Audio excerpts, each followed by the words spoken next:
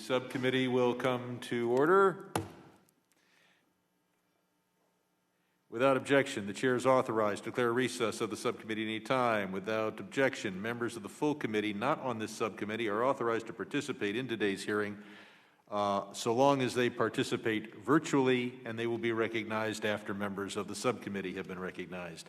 Members who are participating via WebEx platform are reminded to keep their video function on at all times, even if they are not recognized by the chair. Members who are participating via WebEx platform are also reminded that they are responsible for muting and unmuting themselves, and they should mute themselves both before and after the time that they are allotted. But in addition to that, consistent with regulations accompanying HRes 965, staff will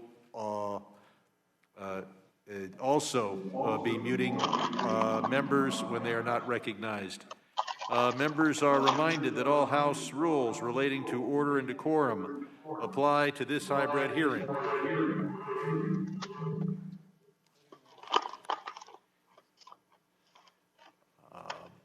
In addition, the chair informs members participating in person that in enforcing the order and decorum in this hearing room, the chair has the duty to protect the safety of the members. Last week, the attending physician provided the following guidance. For the U.S. House of Representatives, meetings in limited enclosed spaces, and this is one, such as a committee hearing room, for greater than 15 minutes, face coverings are required. Accordingly, the chair will treat wearing masks as a matter of order and decorum, and all members should wear masks at all times in this room. Members who do not wish to wear masks may participate virtually through the WebEx platform. This hearing is entitled Capital Markets and Emergency Lending in the COVID-19 Era. And Mr. Chairman, I have a point of inquiry on that. It was my understanding, based on the rules, that masks were required unless you were speaking and during your question period. That was my understanding of, so I just want to make sure it's clear. It is the strong preference of the chair that we wear the masks even while speaking, but that rule will be less enforced than at other times. The reason for that is if you're not wearing a mask before you speak, you may not be called on in order. But once I call on someone, we'll rely upon your dedication to the health of yourself, but more importantly, everyone else in the room, and urge you to continue to wear your mask.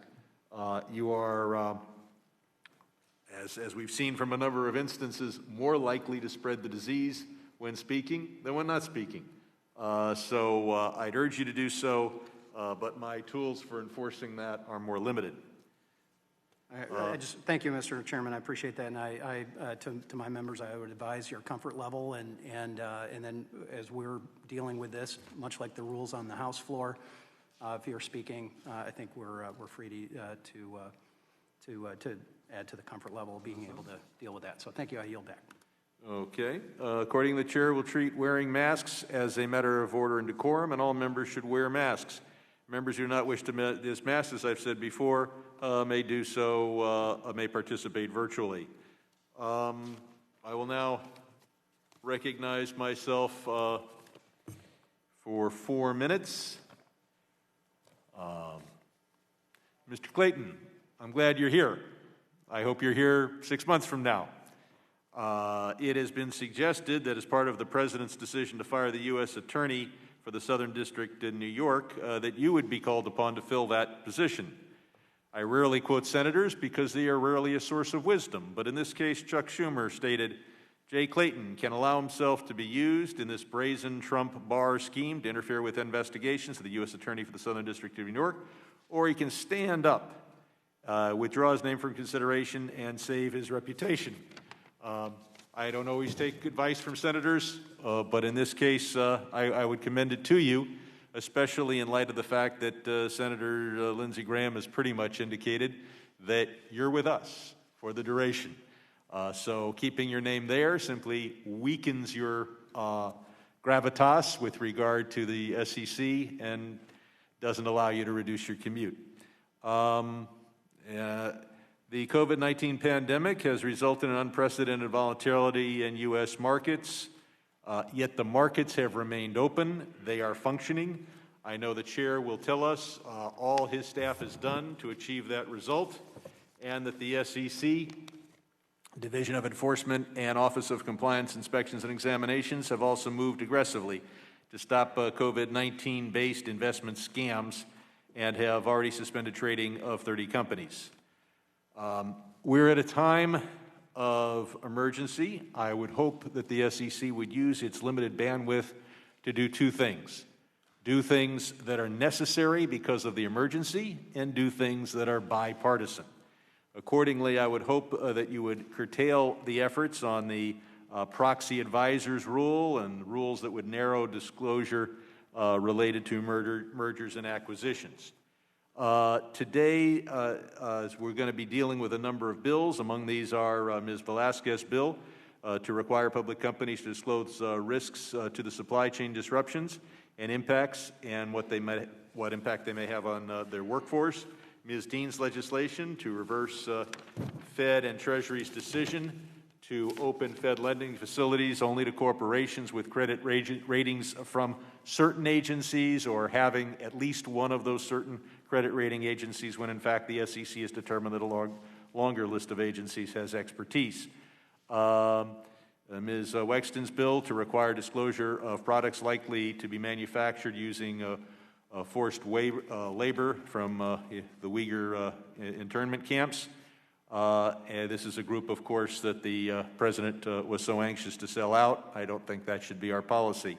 And Mr. Meeks's legislation to temporarily suspend rulemaking by federal fiscal regulators unrelated to COVID-19 crisis. We will also discuss a number of issues that I have legislation on, along with my bipartisan co-sponsors. Among these are the need for continued public disclosure of those unique risks that companies have because of COVID-19, the ongoing barriers to the PCAOB and its effort to audit the auditors and make sure that investors are protected, continued challenges with the flawed CECL accounting standard, and the overall push at the FASB needs to be controlled by the SEC to move from historic accounting and reporting what has happened in transactions that have been completed to moving to having the accountants project what's likely to happen or determine what future values of certain assets will be. And the misguided decision by Fed and Treasury to exempt companies receiving taxpayer dollars from the rules we put in the CARES Act regarding dividend payments and stock buybacks and executive compensation. And we'll also be dealing with the loan covenant issue that arises at this time. I look forward to hearing Chairman Clayton on these issues, and I will now yield 4 minutes to our ranking member, Mr. Huizenga. Thank you, Mr. Chairman. Appreciate you holding today's hearing. Capital markets and emergency lending in the COVID-19 era. I will note it's not on the Southern District of New York, and now that that box has been checked, I hope we can move along to the work of Chairman Clayton. The last several months have upended the livelihood and well-being for millions of American families throughout the United States. With almost every state under stay-at-home orders, everyone has been affected by the pandemic. Not only has this affected our daily lives, but it certainly impacted our capital markets as well. Undoubtedly, these have been uncertain times for American investors and market participants. During the first quarter of 2020, the pandemic caused severe economic and capital market shocks. This turmoil was evidenced by sharp price declines, yet spikes in volumes in equity markets, which closed the first quarter with their worst performance since the financial crisis. Additionally, the ultimate symbol of these unprecedented times was the March 23rd closing of the floor of the New York Stock Exchange, which was the first time the floor was closed while electronic trading continued. Although we saw significant market volatility early in the crisis, I believe that capital markets have been generally resilient. Our capital markets have undergone the toughest pandemic stress test to date, and I'm pleased to report they seem to pass with flying colors. As we are beginning to emerge from the depths of this health crisis, we have a unique opportunity to carefully assess the actions taken to address the pandemic and its impacts. We should take stock of the lessons learned and how we might improve and modernize moving forward. We need to find more ways to jumpstart our economy, help grow our small businesses, reduce unnecessary regulatory costs and burdens on our public companies. We must also improve and expand access to the capital markets for both businesses and investors in order to better put their money to work. There's no doubt that many of COVID-19's impacts will be long-lasting, and it will necessarily influence how America conducts business in the foreseeable future. Chairman Clayton, I look forward to hearing from you today on ways to reignite the economy, help business get back up and running, as well as get Americans back to work. Not to mention what you often talk about is protecting Main Street investors. And we need those folks to increase savings and retirement returns for these Main Street Americans. So I'm looking forward to hearing from you as we have chatted in the past. Lots is happening. I'm hoping that we are able to capture some of the temporary reforms and streamlining as economists talk, reducing that friction between transactions in a way that certainly keeps investors safe, it facilitates the markets, and increases the value and the importance here in the United States. And with that, Mr. Chairman, I yield back. Thank you. At this point, I would yield to the chair of the full committee if I saw her on the screen or if staff indicated that she was available, but instead will go to the ranking member of the full committee, and the chair of the full committee will be recognized either after the ranking member or after the witness. I now recognize Mr. McHenry for 1 minute. Sure, and I'm happy to take her time, but not her perspective. Thank you, Chair Clayton, for being here. I know there's exciting news about you and what the Securities and Exchange Commission is doing, so I'm glad we can talk about those things here today. I commend your leadership and the Commission's diligence during these tough times. The constant, focused work that you all have been about is commendable. This gives assurance to markets and to the American people that our government can actually function even in a time where we have to be socially distant. So we need to ensure regulators like the SEC are focused on policies to make our market stronger, more attractive, and more competitive to see our way through this economic challenge born out of this health crisis. I know the Commission has made a lot of progress on proposals to stimulate the economy and economic growth and prioritize targeted reforms to address the current needs related to the virus. So thank you for your leadership, thank you for being here, and thank you for your good work. Thank you. Again, I'll reserve the 1 minute for the chair of the full committee, and today we welcome the testimony of our distinguished witness, Jay Clayton, chairman of the Securities and Exchange Commission. Chair Clayton has served as chair of the SEC since 2017, and during that time he also has served as a member of the President's Working Group on Financial Markets, the Financial Stability Oversight Council, and the Financial Stability Board. Clearly a package of responsibilities that exceeds in interest anything else that he's considering doing.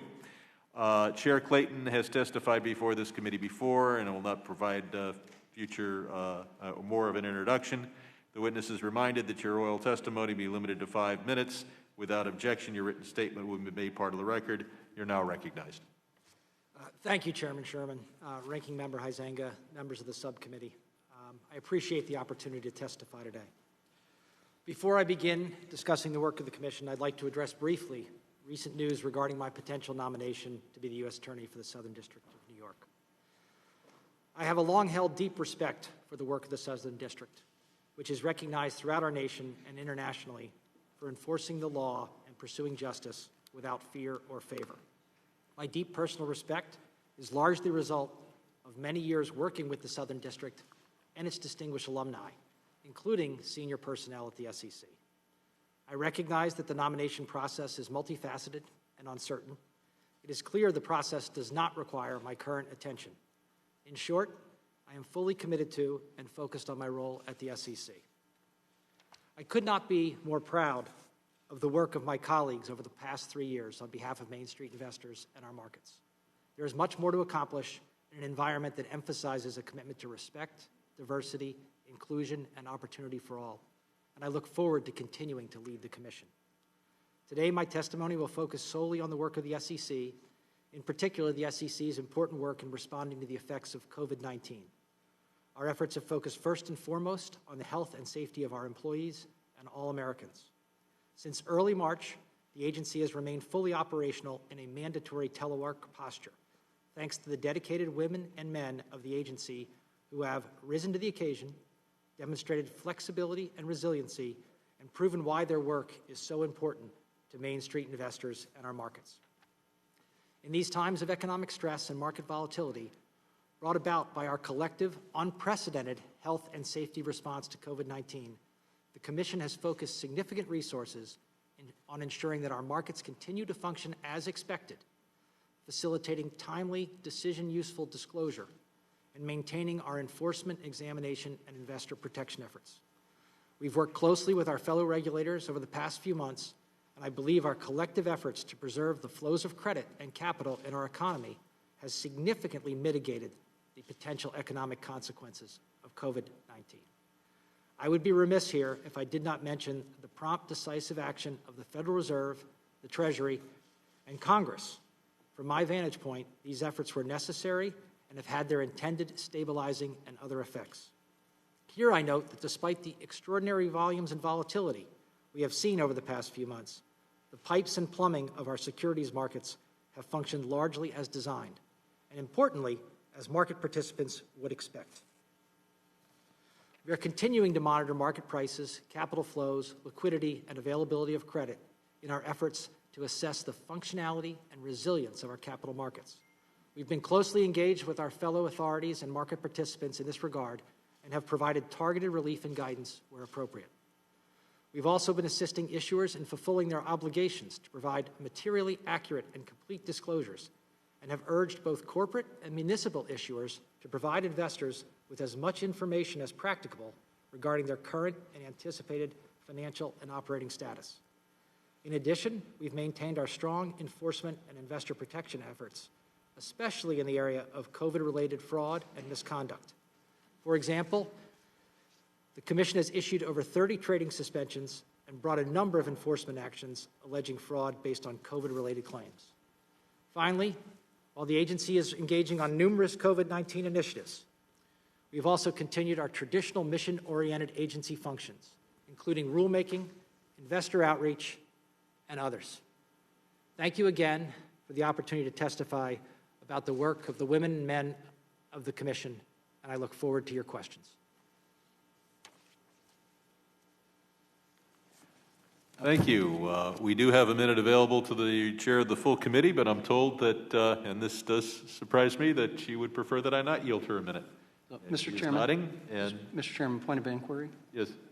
So my understanding is the second vote has just been called. Can you lay out for the members and for the witness your intention of how we're going to be dealing? It is our intention to keep this hearing going, that members will leave when their appropriate time is to vote. The chair will leave, and I know that a number of my colleagues are here with names that are different parts of the alphabet, and so we will just keep going. But I realize that there'll be a vote, maybe two, that interrupt our proceedings. Thank you for the clarification. Thank you. Okay. Small business, Mr. Chairman, is very important. We just adopted probably the most popular program we're involved in, the PPP program, that is going to cost the federal government $500 billion, well worth it. But it is important that we do everything possible that small business can get capital in ways that don't cost the federal government money. As you know, I remain concerned about the inclusion of business development companies in the SEC's acquired funds, fees, and expenses. That's the AFFE rule. Has had the unintended effect of DCs being excluded from many major indexes. This has harmed their ability to raise capital and harmed their ability to fund small business. Mr. Stivers and I have introduced legislation to fix this, but I know you're working to address it as well in the proposed fund of funds rule. Are you confident that the SEC will solve this problem in a way that BDCs will be included in these indexes? Index inclusion is not something that we can mandate, but I am confident that the women and men in our investment management division are aware of this issue. We have been looking at that treatment, and I think that in fee disclosure, let me just say this. In fee disclosure, comprehensive improvement is appropriate.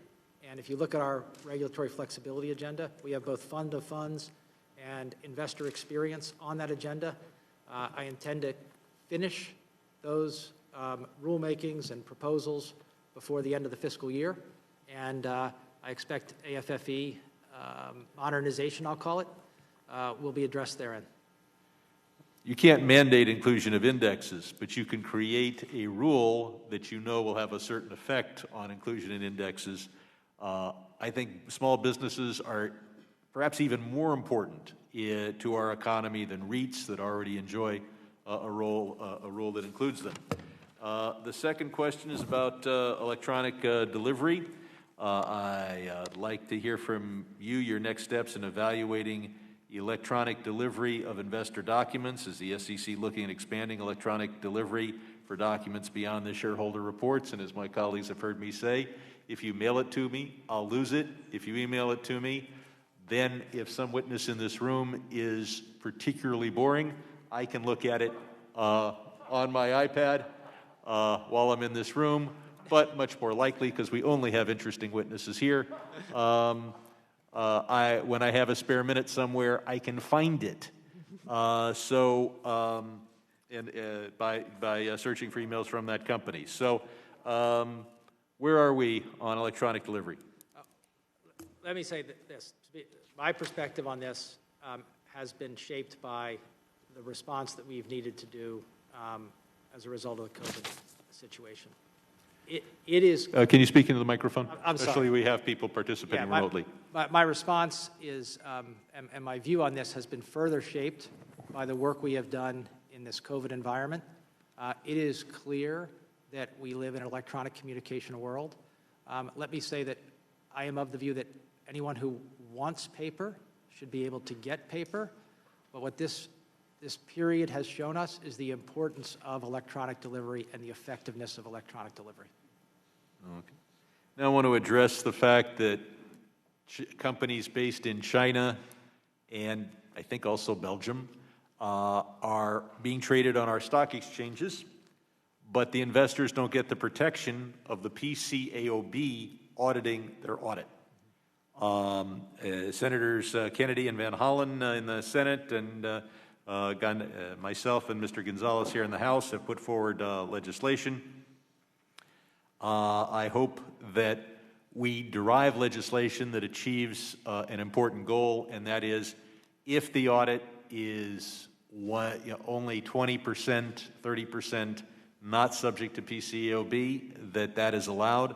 But when you start having an audit that is more than that, you're asking people to make investments, and I would without that protection. And if you're going to invest in, this is an Investor Protection Committee, so I look forward to working with you to make sure those who invest in American stock exchanges are protected. And I would also hope that in evaluating whether to impose the requirement in measuring what portion of the audit is unavailable to the PCAOB, that you would not look at audit hours, because I want to make sure that there's no reason to change the numerator, change the denominator by having auditors do more or less. Right. We want more auditing, and then we want the auditors being audited. So I look forward to working with you on that, and I will now yield I will now recognize the gentleman from Michigan, Mr. Huizinga. I was going to say that, for 5 minutes. Thank you, Mr. Chairman. And it seems we may have swapped notes and questions here. My first two questions were exactly about the digitization efforts and assessing the impacts on business continuity plans and make permanent changes to investor preferences. And I think you answered that with, if you want paper, you should be able to get paper. To expand a little bit on where the chair was going on the PCAOB, would you, first of all, would it make sense to make clear that the SEC has full rulemaking authority under the bill to ensure that multinational corporations doing a small amount of business in an uninspectable jurisdiction are not intentionally caught up in the bill? So the question is, what scope of authority would we have in writing the regulations to implement this bill? I think we've said as the bill stands, we believe we have the authority to do it. Of course, the more intent you express, the better. But as it stands, we believe we could implement it. But if you have further nuances, further direction, we of course welcome it. I just really wanted to find out whether you felt that you had the proper tools to be able to move forward on that, so I'm glad to hear that. As a small privately held business, as we see small privately held businesses struggle to stay afloat during these unprecedented times, some will be looking to sell their business or be forced to close their doors altogether. As you know, I have a bill, H.R. 609, which would allow these small businesses the opportunity to be sold to the next generation of entrepreneurs while also protecting good-paying jobs. I hope you would join me in supporting this, and I believe we need to pass this bill to help these struggling small business owners. Are there some things that we can do to make sure that those small privately held businesses aren't caught up and treated like a publicly traded large company? Yes, we have an office, thanks to Congress, the Advocate for Small Business Policy, and I'm so happy with their work that they've been doing, because their job is to affirmatively recognize that small businesses are vastly different in their capital needs, in their operations from our public companies. Just in response to COVID, we've adjusted the crowdfunding rules. Now, let me just say, all without any degradation in investor protection, but to serve smaller businesses and to understand that the rules for them raising capital and access to capital should be different from the public company rules, and they shouldn't require hundreds of lawyer hours to get through. And I believe that there's been the sections within the law, the bar, have supported this in the past. We have seen a number of efforts. I've passed this bill through the House unanimously, and then it became partisan somehow. But nonetheless, I'm hoping that we can count on your support and help in exploring that. You've also testified before this and other committees several times during your tenure as SEC chair. Members of both parties on both sides of the Capitol have raised the issue of victims of the Stanford Ponzi scheme in nearly all of these hearings. You've indicated a willingness to be helpful to these victims. Over 21,000 of them, including several of my constituents, have been waiting over 11 years. Can you give them an update on the status of the Commission's efforts to help them get their money back? So let me say this. The status, if you look at the status of the Stanford victims, you can't reach any conclusion other than there was a failure in the system. Everything that went on here had the veneer of legitimacy. Yet at the end of the day, they haven't gotten much money back. And we have dedicated substantial resources to trying to help them get more back. They're never going to be anywhere close to whole. In fact, they're never going to be anywhere close to anything close to whole, anything satisfactory. But we are working on it. We are looking at the remaining claims that they have, and consistent with our authority and our independence as an agency, trying to help them as much as possible. In the last 45 seconds, I want you to talk about the trajectory of our overall economy, the health of our markets, where we're going, and your optimism on that or pessimism. So look, here's where we are. We have been able to stabilize our capital markets and the flow of credit in our economy, thanks to the great work of the Treasury, the Federal Reserve, and in conjunction with this body. We're still in a period of uncertainty. We're going to go, from my perspective, we're going to go into second quarter earnings. We're going to find out a lot about how companies are operating. Hopefully what we're seeing is companies adjusting and continuing to increase their ability to operate. We're going to see that from public companies. To the extent that filters down to private companies, that's terrific. But we do need to do what we can to keep the economy going as we learn more about how to deal with the virus operationally and socially. That's as quick an answer as I can give you. But, we've done well. We've got work to do. Thank you. I yield back, and Mr. Chairman, I'm going to have to excuse myself because I'm about 5 minutes late for my vote section. So I will turn it over to the ranking member. And the S's will come up in the alphabet soon. I want to assure the witness that I am getting notes from staff as to how to conduct the hearing, but I am not using this iPad to review the investor disclosure materials from many of my portfolio companies. If we had addressed AFFE, you would, though, right? I promise you not while you're here. I now recognize the distinguished chairwoman of the full committee, Ms. Waters. Thank you very much. I appreciate the opportunity to be here with you today at this hearing. Chairman Clayton, In the middle of the night last Friday, Jeffrey Berman, the United States Attorney for the Southern District of New York, was forced out of his position by President Trump and Attorney General Barr. The Attorney General subsequently announced that President Trump intended to nominate you as Mr. Berman's replacement. Their actions appear to be a continuation of President Trump's efforts to squash any attempts to hold him and his enablers accountable. As you know, the Southern District of New York has been instrumental in conducting independent investigations into President Trump's associates and the Trump Organization, and is currently investigating Deutsche Bank, an institution with long and substantial financial ties to President Trump. In light of these past actions, I am deeply concerned that while your nomination to this important post is pending, President Trump and Attorney General Barr may try to interfere with your ability to independently and effectively oversee the Securities and Exchange Commission and serve as Wall Street's cop on the beat during a global health pandemic that has caused one of the worst financial crises of our lifetimes. Do you plan to continue serving as chair of the SEC while you await your confirmation?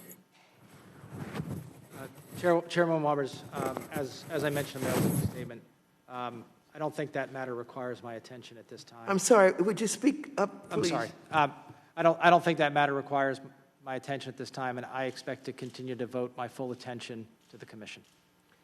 So you will continue to serve as chair of the SEC while you await the confirmation. You will not step down. You will not step aside. They will not have someone to take your place in any shape, form, or fashion that you know about? Right. Let me just say where I sit right now, and this is not the where I sit right now. This is not the time to decide about the nomination, not the nomination. I'm here as the chairman of the SEC. As I look at it, there's no need for me to pay any attention to the nomination at this time. I am fully committed to being the chairman of the SEC. And of course, that would not be your decision, and I'm not asking you if you are making that decision. I'm basically wanting to know, have anybody else said to you that you would not be serving as chair while you await confirmation? Have anyone said that to you? Did the president, did Attorney Barr say that to you? Anybody? No, and look, I have checked this matter with our ethics office and the like. I intend to continue to serve as chairman of the SEC and devote my full attention to my duties as chairman of the SEC. Thank you. Will you commit today to recuse yourself from any and all matters before the SEC that directly or indirectly involve President Trump, or which may create the appearance that your actions serve as a special favor to President Trump in order to obtain a position that President Trump and Attorney General Barr have highly politicized? I'm going to continue to do what I've always done at the SEC, which is pursue all matters with independence and consult with ethics on any issues that would give the appearance of not having independence. But I continue to operate as I have. Thank you. And so that's a yes. Let the record show that you have answered in the affirmative. Let's see if we have time here for one more question. Chairman Clayton, at the onset of the crisis, I called on you and other financial regulators to immediately halt the adoption of all rulemakings not directly related to addressing the unprecedented health and financial crisis caused by COVID-19 pandemic.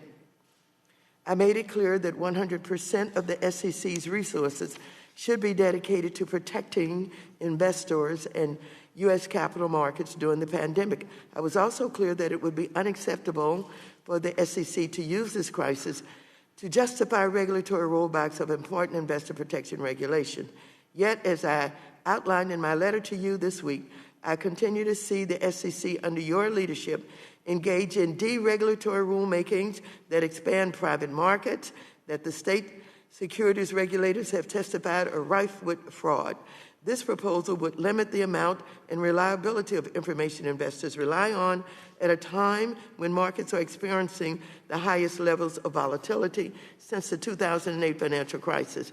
Another proposal would prevent many small shareholders from seeking to reform and modernize the companies they own, included by making it harder to propose increasing board diversity, pay workers a living wage, taking seriously climate change, or make changes to adapt the post-pandemic world. So, have you paid attention to what we are concerned about in the relationship to not using this as a time to do deregulation?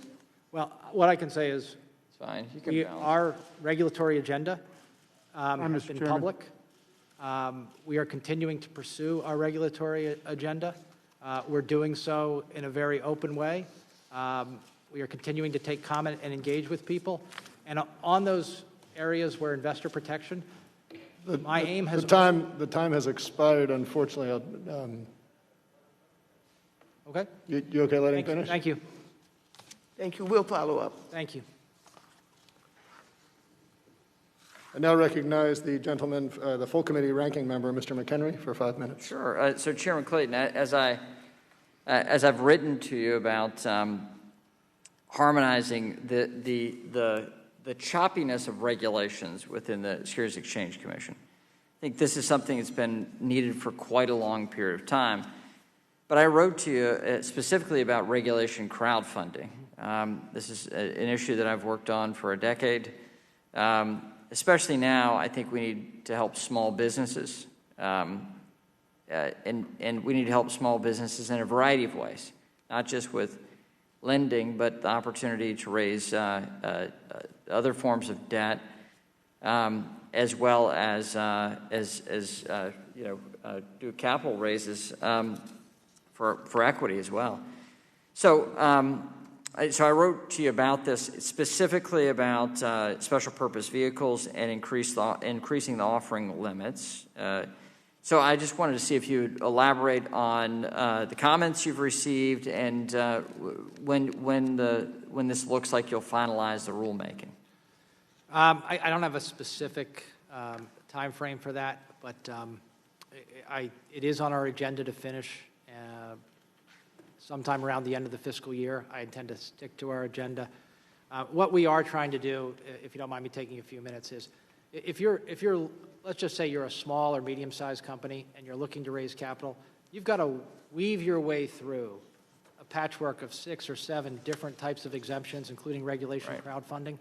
And you need a PhD in securities law to do it.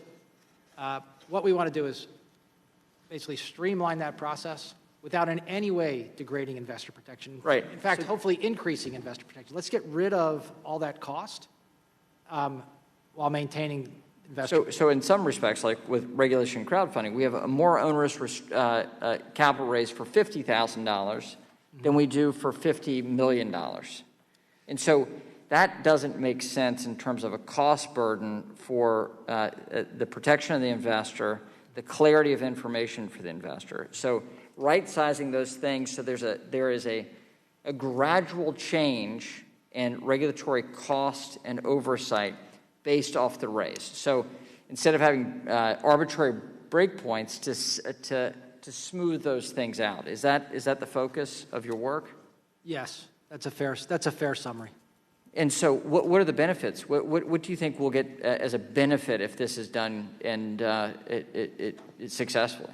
So a hopeful benefit is right now our most acute problem is for companies getting started raising $200,000, $300,000, $400,000, $500,000. Generally, that's achievable through people, friends and family, the like. Trying to take that company from that size up to a $25 million company is extremely difficult. Once you get to $25 million, you have institutional investors who are sophisticated, bring them in and the like. It is in that gap from, pick your number, 500,000, a million, 2 million, up to 50 million, where there's a tremendous amount of choppiness and access to capital could be better. With investor protection, we can limit investment size. We can do a bunch of things, but it's too choppy where it is now. Okay, and I commend the work that you have focused here. It's been due for decades at the SEC. And I think that was how some of the poor implementation of the Jobs Act that you can remedy and make clear the intention of Congress here. So I want to highlight also on ESG. We had a recent panel before this committee. The head of sustainability at BlackRock said there was, quote, an overabundance of ESG data. And the strong majority of ESG data is not connected to materiality. So, which is a fundamental foundation of our disclosure framework. So, given the vast amounts of data and questionable utility for at least some, if not most companies, do you think it would be appropriate for the Commission to dictate a single ESG scoring system for every public company using that data? Look, I've been very, that's coming at it one way, coming at it a different way. I've been very clear that I think a single ESG metric doesn't make a lot of sense. When you take qualitative metrics that have a degree of subjectivity and then personal preference, so just one of those has a fair amount of ambiguity in it, and then you combine them together to come up with one score. I kind of, you know, I love economists. Ken Arrow won the Nobel Prize for showing that when you try to rank like that, it doesn't work out very well. Okay, so likewise with the coronavirus, do you think there's an appropriate one-size-fits-all disclosure requirement for risks related to the coronavirus? Look, what we're seeing around coronavirus, and I got to commend our staff because we've gotten out there and tried to give companies as much guidance as we can on how to disclose around the effects of corona and our response, and it's vastly different from company to company. So no, I mean, some companies have benefit in some ways. Some companies are completely shut down. Some companies have liquidity problems. Others don't. Operational issues. Our principles-based system has proven itself through this response. And you know, second quarter earnings season is going to be the same way. Well, thank you. Thank you for your statement. Thank you for your work. Yield back. I now recognize the gentlelady from New York, Ms. Maloney, for 5 minutes. Thank you. And thank you for being here today, Mr. Clayton. I want to address the issue that is on everyone's mind, the scandal in the U.S. Attorney's Office in the Southern District of New York, which is in my home district. The office has several open investigations involving President Trump, his company, and his close associates, including Rudy Giuliani. There have been press reports that President Trump was very unhappy about the Southern District's decision to investigate his friends. And then on Friday night, Attorney General Barr released a statement falsely claiming that the U.S. Attorney in the Southern District, Jeff Berman, had stepped down and announcing that the president intended to nominate you as his replacement. Of course, we now know that the Attorney General was lying. Mr. Berman had not agreed to step down, and when he refused to step down, the president fired him. This episode was extremely troubling to many of us and suggests that the president fired a U.S. attorney for refusing to follow his directions on criminal prosecutions. That would be a blatant abuse of power and should be unacceptable to everyone. Now, Chairman Clayton, you and I have had a really very productive relationship, even though we don't always agree. But I have to ask you some questions about this episode and your involvement. First, when did you first discuss the Southern District job with the president or the Trump administration, and who did you discuss it with? Attorney General Barr? Look, I'm here as the chairman of the SEC to discuss the work of the SEC. What I can say is that, as I said in my opening statement, that I need to go back to New York. We're both from New York. Okay, but I was just asking for a timeline. When did you discuss it? Just give me the approximate date, a timeline. What I want to say is this is something I've been talking about for a while, consulting with people as to whether this would make sense for me to continue in public service. This was first raised to the President and the Attorney General last weekend. It's something that I had wanted to do. and they first became aware of it last weekend. Okay, thank you. And did you know that Mr. Berman did not want to leave his job in the Southern District when you agreed to accept the nomination? In other words, did you know he was going to be fired to make room for you instead for the job? Now, I'm not going to get into that here. Okay. Okay, if you are eventually confirmed by the Senate for this job, would you commit to recusing yourself from all of that office's current investigations into President Trump and his associates? Here's what I'm going to say. That's a process that's way down the road. Whatever, in my current position and in any position I take, I commit to doing it independently, without fear or favor, and in the pursuit of justice. And there's nothing... But that's, excuse me, back. I'm sorry, that's not what I was asking. I was just asking for a commitment to recuse yourself, should you be appointed, from the investigation involving the president or any of his associates.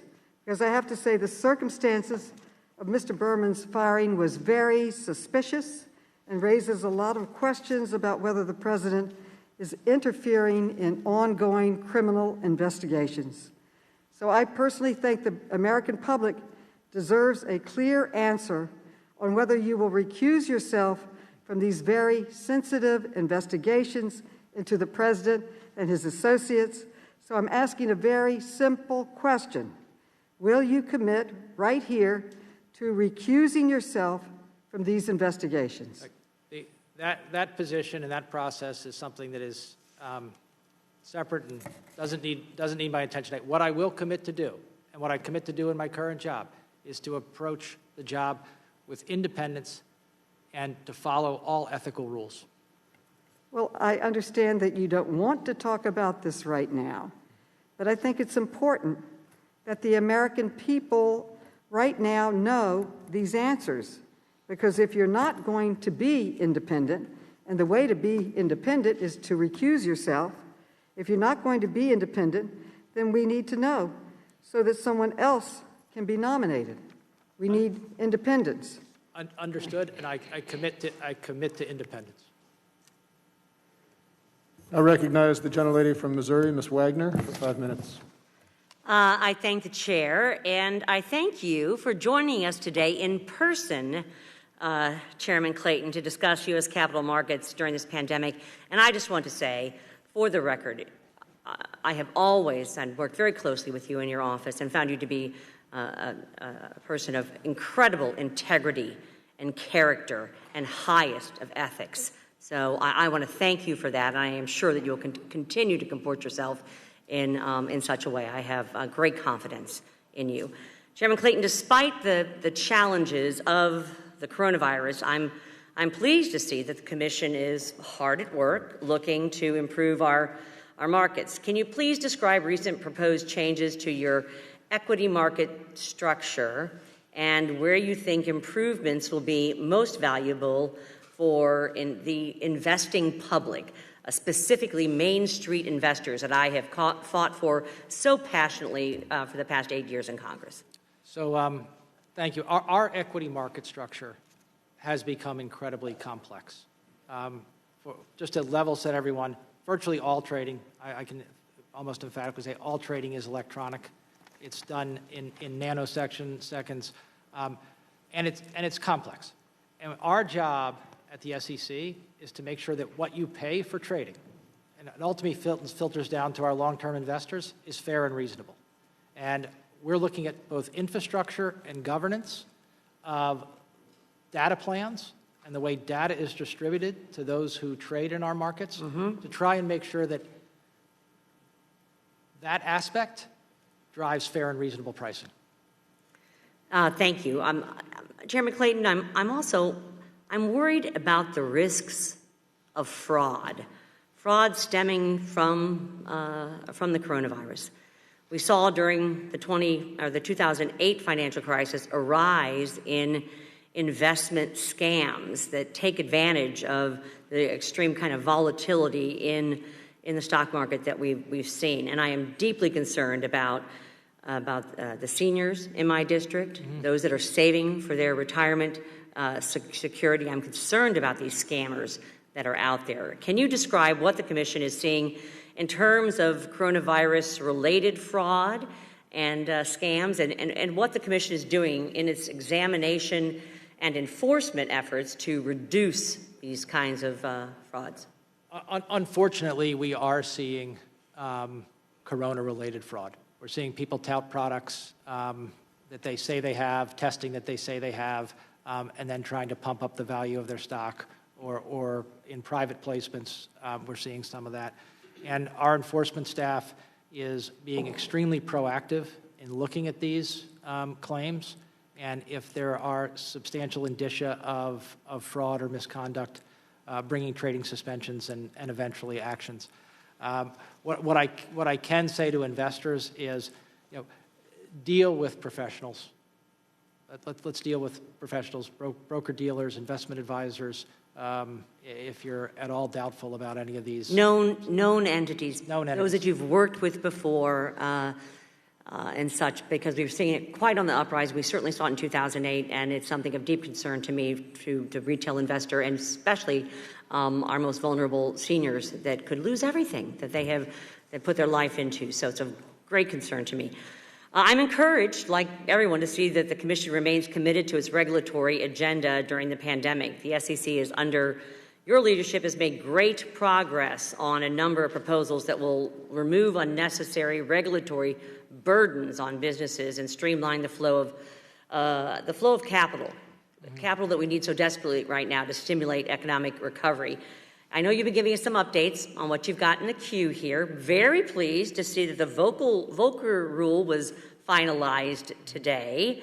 And any other brief update on the progress of the Commission's efforts, especially on things like to harmonize the exempt securities offering framework and the proposal to modernize framework for fund valuation practices and such. I think that comment period ends on July 21st or something. So any kind of a quick update would be great. I'm optimistic that we'll be able to conclude, if not all items, virtually all items on our regulatory agenda, including what I want to say is the harmonization of that exempt offering framework, right, and bringing transparency to a number of places where transparency is needed. And I'm excited that the women and men of the SEC, through a telework posture, responding to all of these events, the fact that they've been able to continue with our defined agenda and do so in an incredibly professional way, I can't say enough good things about them. Great. Well, thank you very much, and I yield back to the chair. Mr. Himes is recognized. Thank you, Mr. Chairman. Chairman Clayton, thank you for being here. I am sorry that you are caught up in this series of events which have raised questions that Mrs. Maloney articulated. I'm particularly sorry that this has had the effect of calling into question, either explicitly or implicitly, your integrity, your independence, and your reputation. We've known each other for some 3 decades and worked on a lot of things together. And if I were a senator contemplating your confirmation, I would do my job and look at your qualifications, your history, and your philosophies, but I would absolutely have no questions whatsoever about your reputation, your independence, or your integrity. But I'm not a senator, for better or for worse. Speaking of integrity, Chairman, I was delighted to see your statement of June 22nd, 2020. The SEC and the Justice Department's Antitrust Division sign a historic MOU, the purpose of which apparently is to enhance competition in the securities industry. My suspicion is that this MOU was signed because both entities had some areas of investigation in mind, and I wonder if you might share with us areas that this new joint venture or cooperative enterprise might be looking at. Well, thank you very much for your comments. What I want to do is, investigation may be a loaded word. I don't want to imply that we're investigating anybody together. What we have been doing, and I greatly appreciate our friends at the Antitrust Division, we have been working together on a number of items. They have people with great expertise. We oversee complex markets. They're able to help us with some of these issues, and we're able to help them. We have deep expertise in how our markets operate, and we've been sharing that with them. The MOU formalizes that relationship. No secret. I expect to be completed with this job at the end of the term, and I think Mr. Delaream is of a similar, and we want to formalize that really powerful relationship. So just because I have very limited time, to date, no particular areas of possible uncompetitive behavior have been contemplated?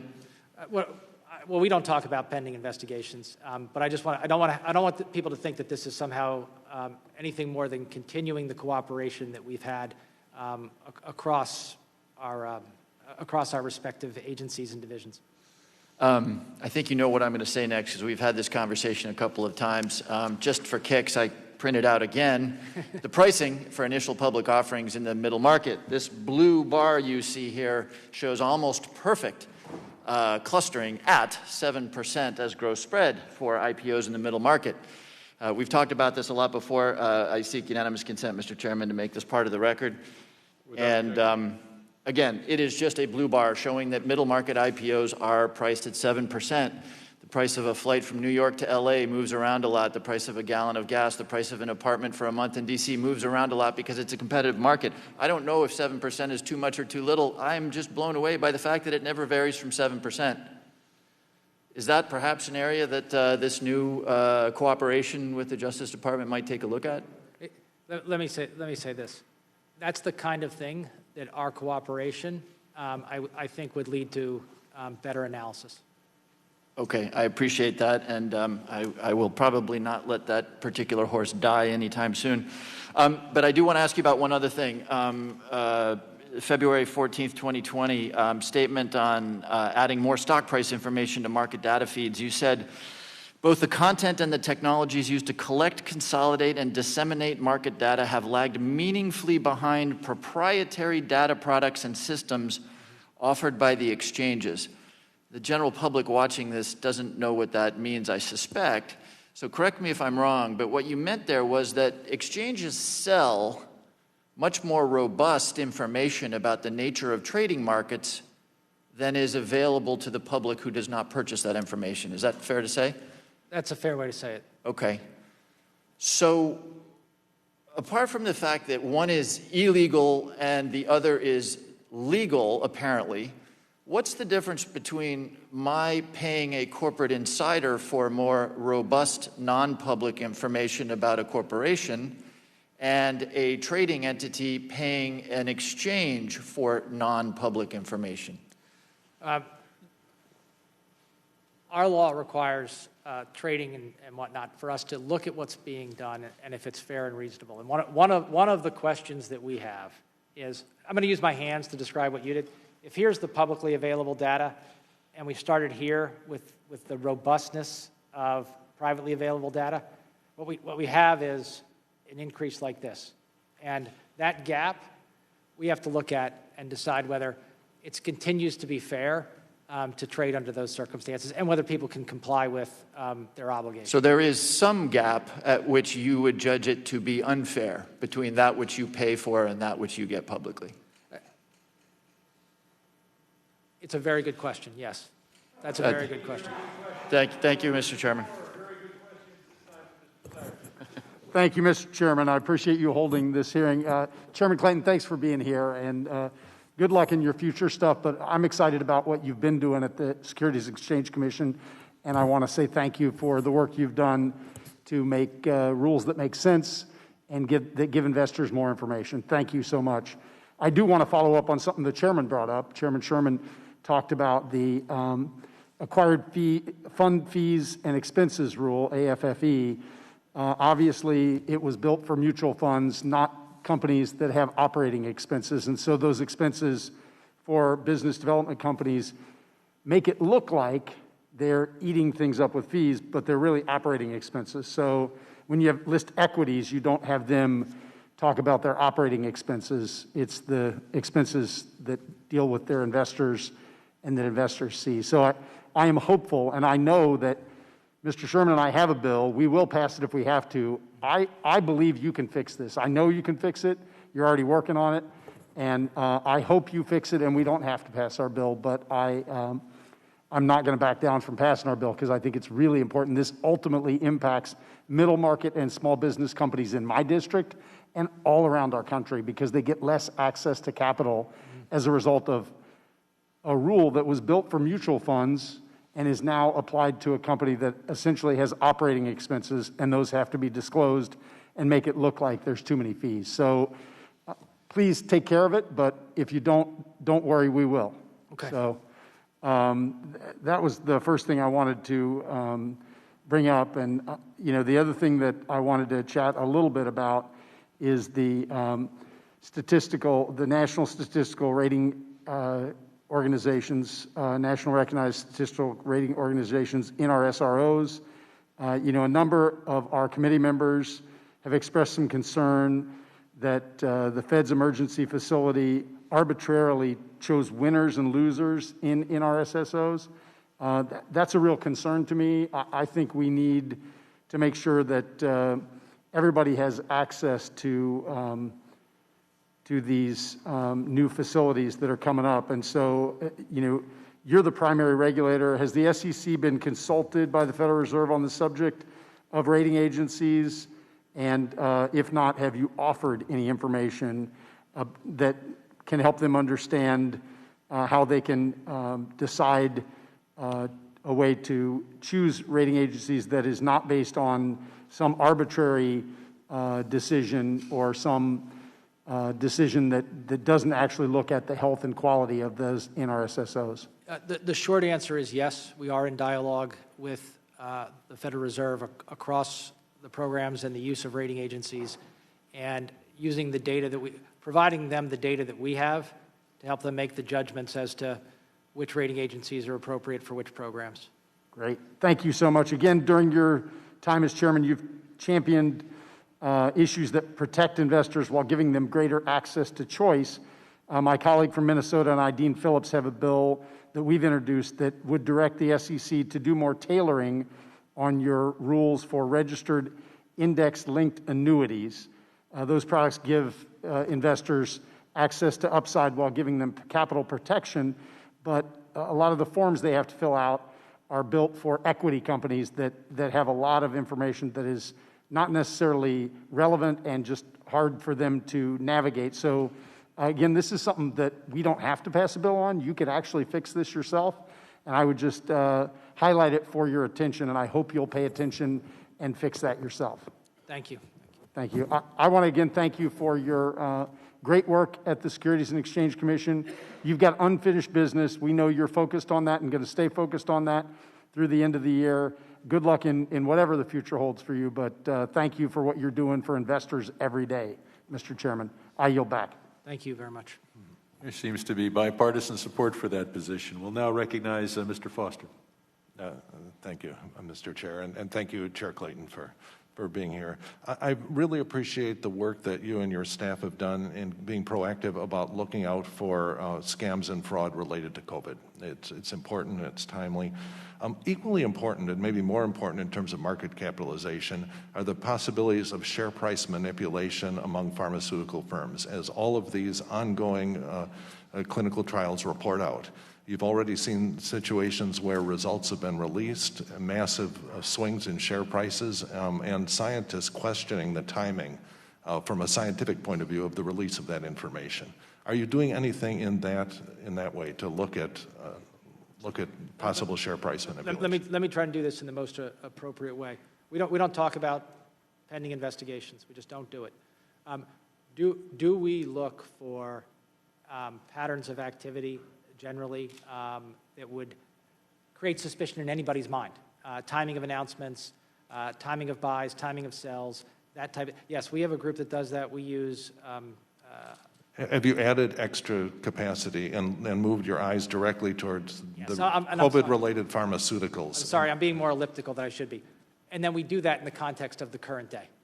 And we are doing it in the context of the current day. Just as we're looking at COVID-related fraud, we're looking at anything that would be market moving in the context of what the kind of pharmaceuticals, other things that you're talking about. Right now, let me be clear about this. Right now, we've encouraged companies to get out there with information as quickly and transparently as possible, because in uncertain times, non-public information becomes incredibly valuable, and it is a place where there can be great misconduct. We want companies to be as transparent as possible, and when they're not disclosing information, to keep it as confidential as possible. Yeah, well, that obviously makes them a huge target for things like cyber espionage and so on. Yes. Which, and so I just urge you to really keep your eyes focused on that sector, because there are going to be very important clinical trials reporting out over the next months, and the eyes of the world are going to be on these, and lots of investors are going to be involved.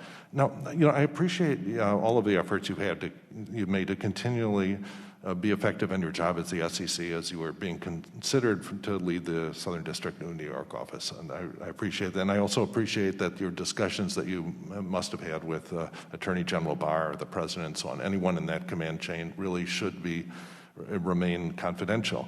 But separate from that, did you have any discussions with anyone representing or speaking for the Trump family organization, President Trump's private lawyers, or anyone outside the command chain that goes through Attorney General Barr?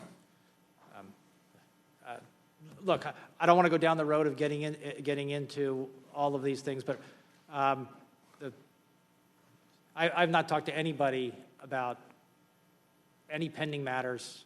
No, I'm talking about considerations involving your appointment. Yeah, Were they confined to the appropriate command line that goes through Attorney General Barr, from the President, Attorney General Barr, and that command line, or did you have communications outside of that, of the command chain, which I think shouldn't be subject to the same sort of confidentiality? Yeah, let me say it this way. I don't want to get into I'm not going to talk about it. There's a time, but I am completely comfortable that anybody I talked to about this was appropriate to talk to. Were you contacted by people that you turned away because you did not feel comfortable? I'm just going to leave it at that. Okay. Well, let's say something. All right, consolidated audit trail. This is one of the. That was on your to-do list when you came into the job. How do you feel like the progress you've made, particularly in relating to what will, I think, ultimately be the toughest thing, which is getting international agreement to have personal identifiers for the participants for trades in international venues. How do you see that going? So I think we've made substantial progress. Let me say that we started from a bad spot. We started from a bad spot in terms of security and in terms of architecture, and we have made substantial progress. I believe we will have a completed consolidated audit trail that functions as intended. It'll be late. It's already late, but I think we're going to get there. But that will require international agreements to get access to the actual identities of the participants at foreign venues. And this has always struck me the toughest thing. It's probably not made easier because of an administration that isn't enthusiastic about international agreements. And what sort of progress do you see has been made there? We are making progress internationally on that type of LEI or the like. Okay, thank you, and I'll be following up. No, Thank please. You. Yield back. Thank you, Mr. Hill. Thank you, Chairman. Appreciate the opportunity to have Chairman Clayton with us today, and I want to thank you, Chairman Clayton, for the Commission's leadership and your staff's leadership through the pandemic crisis of March, where you kept your head about you as your fellow commissioners did when all were losing theirs around you. I think there's a poem in there somewhere. But specifically in keeping our markets open for the benefit of our constituents, that they had access to knowing the value of their account and could consult with their investment professionals through that period. And again, as I always do, I commend the work of the Fed and the Treasury for their quick work in liquidity. So thank you for being a part of a team that got our capital markets function again for the benefit of companies who employ millions and millions of Americans. And also, thank you for your support as chair for entrepreneurship and capital formation, and you're putting strong attention on that, as well as the need to assess things that are important to the fintech arena. We have a new Securities Commissioner in Arkansas as of last month, Eric Munson, and we look forward to meeting Eric in his new capacity and look forward to hopefully introducing you personally to Eric as he takes up his new responsibilities at the Arkansas Securities Department. I want to take a minute today and talk about one of Mr. Sherman's bills that is not introduced yet, I don't think, Mr. Chairman. It's a bill that you mentioned on our call the other day on potentially having the primary corporate facility of the Fed be sure that it's subject to Section 4003 of the CARES Act. And I took that comment from you, and it's in our commission report dated June 18th that the Fed and the Treasury confirmed that any bond purchased in the primary corporate facility is in compliance with the limitations in the CARES Act. So that is in if the gentleman will yield, I have little doubt that everything that's being done is legal. I can't yield to you right now because I'm busy talking to our good SEC chair, but I'll be back in touch later. But thank you, and if I can help on that. Mr. Clayton, I want to talk to you about the municipal order that you issued providing exemptive relief to municipal advisors under the rubric that it's good during the pandemic. You know my views on this. I've expressed them to you in a long letter dated February during the comment period on it. I don't really believe that this should have been done by exemptive relief. I've expressed that to you. I think if we're going to make changes in the municipal market for our state and local governments, we ought to do that through the APA with the rulemaking. What led the commission to do a temporary order rather than following the Administrative Procedures Act? Well, let me say this. Whether we have to follow the APA or not, I think we're confident that the way we've done this is appropriate. But it's very narrow. This was something that was contemplated, and it's temporary. And it would be my expectation that if this were done on anything like a permanent basis or in any broader scope, that there would be opportunity for notice and comment. Thank you. Well, I do recognize that you made significant narrowing of the scope since it was originally proposed, and you attempted to meet some of the questions that came in the comments from the bond dealers and from the MSRB itself. But I see your temporary relief was dated June 16th, and when you look at the municipal securities market, I mean, it's functioning quite well due to the work of the Fed and the Treasury. I see no lack of access for state and local governments to reach the market through traditional means. In fact, all of the month of June has seen capital inflows into all the tax-exempt bond funds. So I don't view it as an emergency situation. I view this more as a wolf in COVID sheep clothing in terms of using the pandemic to justify its rationale. So if the end of the temporary order, a municipal advisor must notify the SEC of any direct placements. Will the SEC make that public, that information, who does those placements? We're going to get that information. I don't want to commit here to making it public, but I will commit to considering whether it should be made public. And look, I would expect that the activity during this period would be something that would be considered, again, through any kind of open notice and rulemaking, if this were going to be extended, expanded, or the like. I do want to note that it's limited in size, and the secondary market distribution is extremely limited. Right. Thank you. I appreciate, again, our dialogue on this. Yield back, Mr. Chairman. The next question I'll recognize is heads and shoulders above the average member of Congress all the time, but today he's 15 feet above us here in the hearing room on the screen, and that is Mr. Meeks. You're recognized for 5 minutes.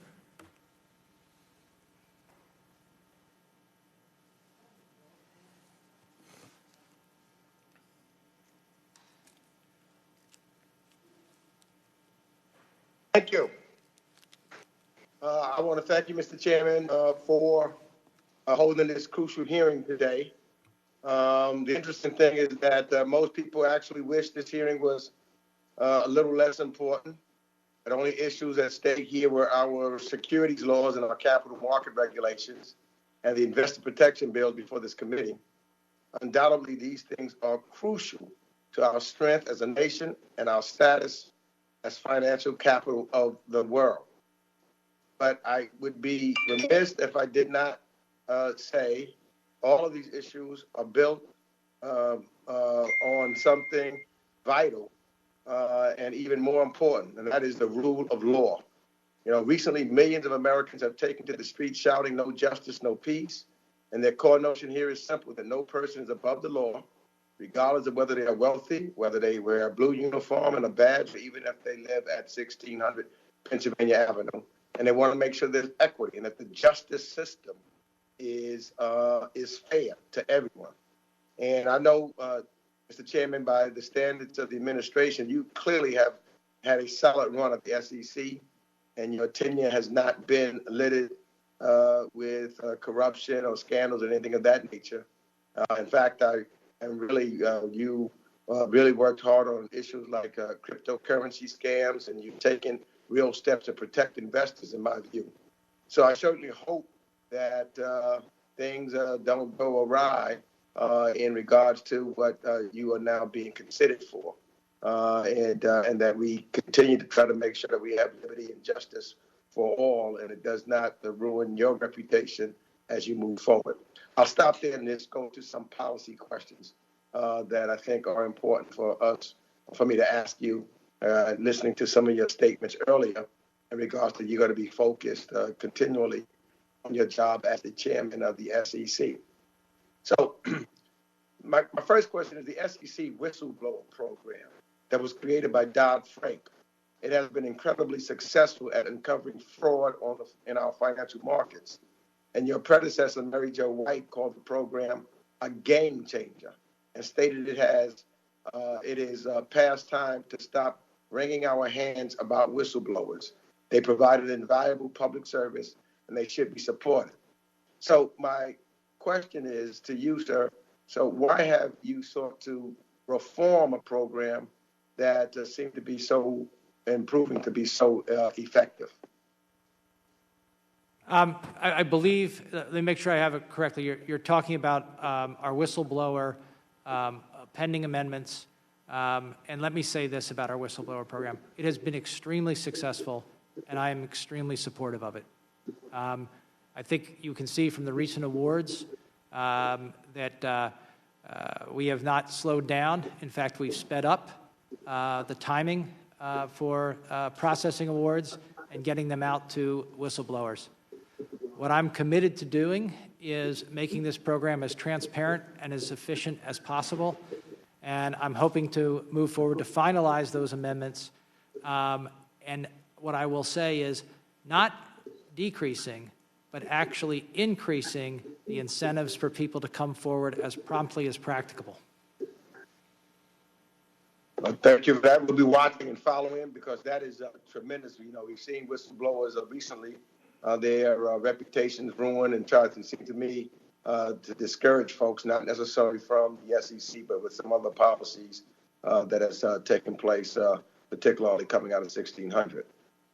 Let me ask this other question in my last time. In the last few months, a record number of day traders have become active in the markets. And, you know, Jim Cramer recently claimed that Warren Buffett is overrated and washed up, that was his language, and used a Scrabble bag to recommend stocks to his millions of followers. So my question is, how has the SEC reacted to this phenomenon of day traders? And does it need any additional tools from Congress to address this issue? I don't know that we need additional tools, but I do see, and there's no doubt about this, there has been increased short-term retail participation in our markets. And when I see that, it concerns me. It concerns me that people do not know the risks they're taking, particularly in leverage products, options, and trading on margin. And let me just take this opportunity to thank you for the question and to tell all of our retail investors, you know, these are sophisticated products that have risks that may not be apparent, and you should be quite cautious in trading with leverage, trading in options, trading. Let me leave it. I'm sorry, my time's out. Thank you, Mr. Davidson from Ohio. I thank the chairman. Thank you so much for coming. And Chairman Clayton, after your appearance before the full committee last time, I submitted questions for the record regarding bulk download of data from FINRA's Consolidated Audit Trail system. Thank you for your response to the questions. And in your response, you highlighted that the work the SEC has taken to limit types of data collected, as well as the directive for the SEC staff to provide recommendations that will help enhance the consolidated audit trail's cyber and data security. So thank you for that. As you know, this is as proposed, would be the largest database to be created and overseen by a regulatory agency, and it contains extremely sensitive information. Every firm that's supplying this data would view it as very proprietary, trade secrets, the keys to the kingdom. The concern is all the more highlighted by the SEC itself suffering a breach of the Edgar system in 2016. One of the questions you posed to staff in your directive was the issue of bulk data downloads. And as I understand it, the more than 20 SROs and the SEC would be able to download bulk data from CAT. What particular concerns do you have in mind with this data being distributed across SROs that led you to pose these questions to the SEC staff? And what do you think should be done to ensure the SEC and FINRA have proper internal risk controls to ensure both data held in the CAT and as well as held by them once it's downloaded? And are you evaluating those controls? So the short answer is yes, we're evaluating those controls. It's the types of risk that you identified that caused me to ask these questions. And if you'll allow me to speak generally and know that this is a complicated problem, I'm looking at it this way. We have X number of SROs, a lot. We shouldn't start with the idea that everybody gets the data and then maybe we peel back a little bit. We should start with the idea that the SEC gets all the data because we need it, and then see what others need to do their jobs. But starting with everybody gets all the data and then start kind of peeling back, I don't think is the right perspective. I think starting with the idea that we at the SEC, with our cross-market obligations, have access to all the data, but others get data as they need to do their jobs. I don't want to keep them from being able to do their jobs, but let's scope the data consistent with the obligations they have. Yeah, when you say all the data, I want to be sure that you're clarifying all the data that is actually collected, because you've highlighted the importance of, first and foremost, not collecting data that you don't need, and frankly, data that could. And I think the other thing that you've highlighted that's a good measure is segregating the data that would be, personally identifiable to firm or individuals. Right. So I think good controls, and while I understand that perhaps not all of the SEC staff recommendations may be made public, would you be willing to share with our office or with members of this body how we could collaborate in this effort? I think we're doing a good job collaborating already, and that what I'll say philosophy that I just described of what data do you need to do your job, not here's the data, figure out how to do your job, is the right way to approach this. Okay, well, I hope we can collaborate a little more closely, frankly, but I want to mention cryptocurrencies or digital assets as they're more correctly known, because most of them don't aspire to be actual currencies, or many of them don't even want to handle payment systems. So I would just encourage you and the staff to continue to look at a truly nonpartisan bill, the Token Taxonomy Act, because it provides a bright line test applicable to digital assets. And it's not a change of the Howey test, it's an application to this field. And I'd say lastly, I joined more than 100 colleagues to express our concerns in the commercial mortgage-backed securities market. A lot of us are very concerned that the commercial space is going to be, it was immediately disrupted because it's so highly liquid and very sensitive to, no buy side for anything, frankly, to the point where the Fed had to intervene even for municipal bonds. So when you had this margin call death spiral that was going on for all sorts of things in March, the Fed provided essential stability for most things, but not much on CMBS. And many firms have already gone bankrupt in that space. This wasn't bankruptcy because of lack of collateral. It was a bankruptcy due to complete lack of liquidity. Mm-hmm. And now we're looking at a similar challenge where people aren't facing challenges because they lack sufficient collateral. They're lacking a market structure that can deal with it. Are you working on this? We are. look forward to it. My time's expired, unfortunately. I yield. Mr. Vargas. Mr. Chairman, thank you very much for holding this hearing. Appreciate it very much. And Chairman Clayton, thank you for being here. I do apologize. I stepped out for a little while to vote, so I didn't hear all your testimony, but I've been here since the beginning. But I did want to ask you, have you ever been a prosecutor? Have you ever been a prosecutor? Look, I've never been a prosecutor, but I don't want to. It's just a simple question. I'm just asking you, have you ever been a prosecutor? Well, at the SEC, I oversee 1,300 enforcement attorneys. They've brought 2,000 cases in the time I've been there. We've collected over $10 billion in fines and disgorgement, returned $3 billion to harmed investors. Many of the people who work under my oversight at the SEC are former prosecutors. So I hope that gives you comfort in your question. Well, I have to say, I haven't known you for the decades that some of my colleagues have, and who have certainly said sterling things about you today, but I do know your reputation for integrity. That's all I've heard about you in the past, that you, and we may not agree on everything, and there's some corporate governance issues that I want to ask you about, but my understanding is that you have a reputation for great integrity. That's my understanding.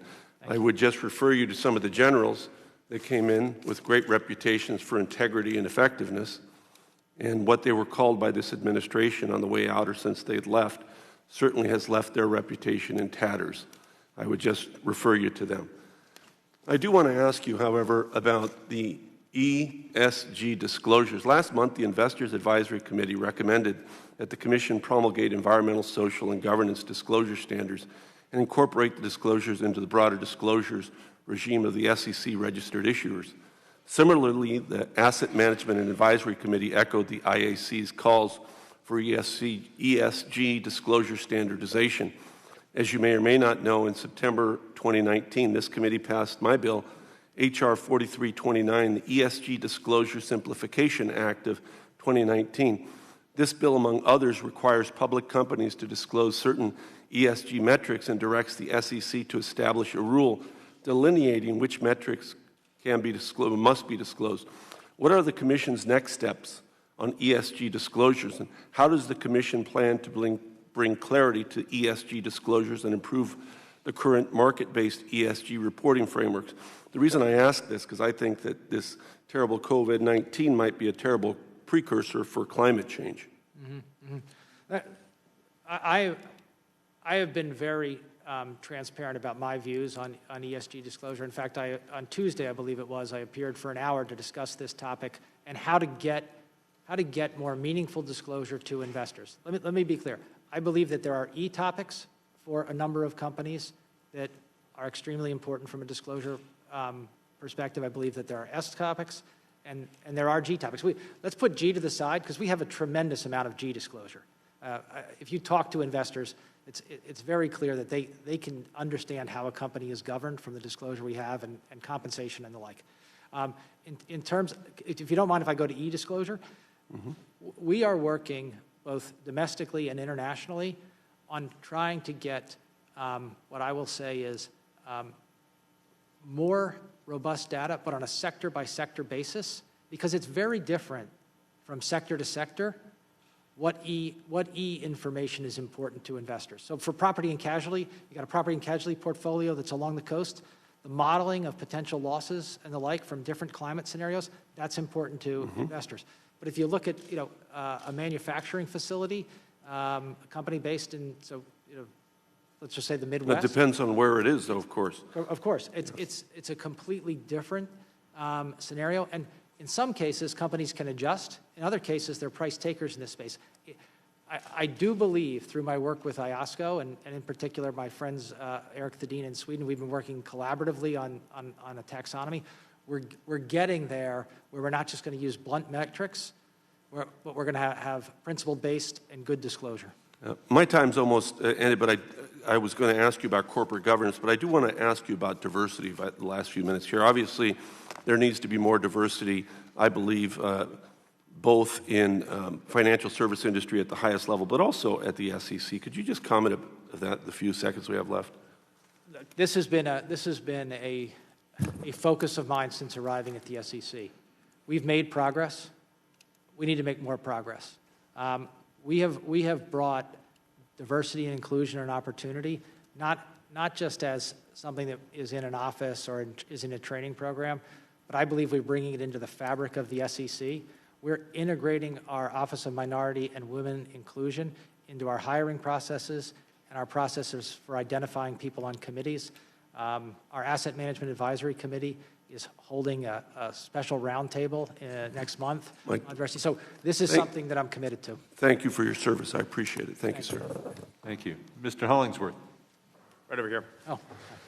Mr. Chairman, I wanted to talk about a few things. I probably won't take my full time. First and foremost, I wanted to commend Mr. Vargas on his work with regard to ESG. This is important work, and I appreciate what you've done also in developing a taxonomy, a language that is clear, that helps investors and doesn't muddy the waters with regard to what disclosures should be necessary for a company. So I appreciate that and appreciate Mr. Vargas's leadership on that. In addition to that, I wanted to thank you for some of the recent work you've done on extending the exemption from 404B.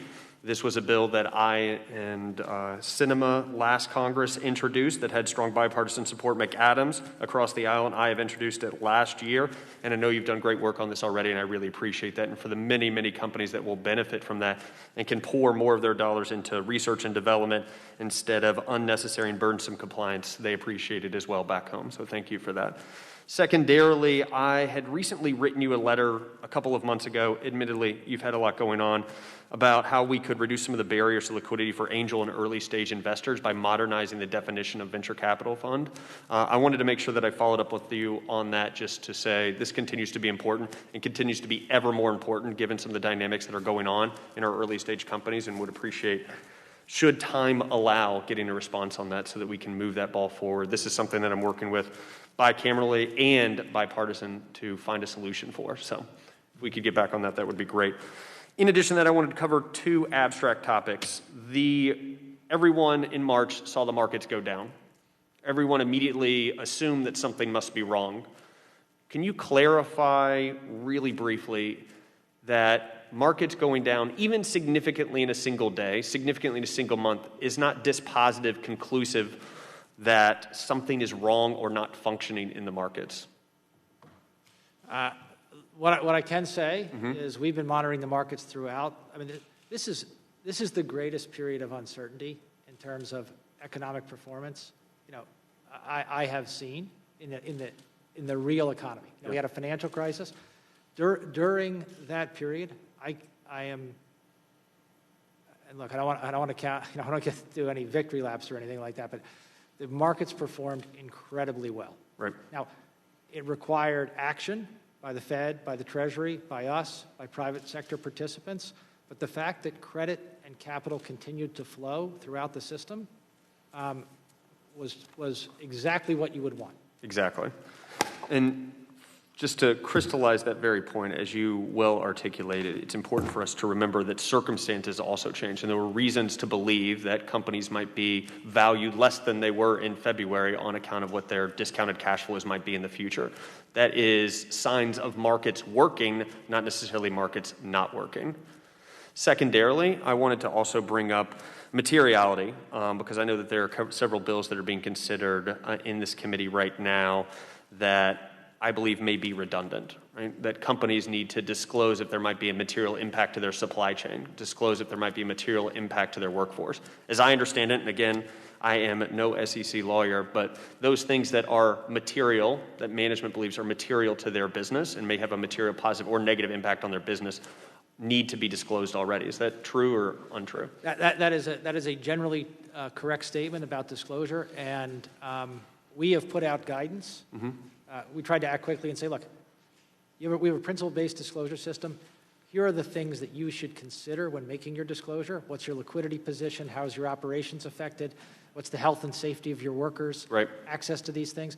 And look, I don't want to grade people, but overall, the disclosure in first quarter earnings through that cycle was extremely strong. Right. I think it gave investors confidence that companies were telling them exactly where they stood.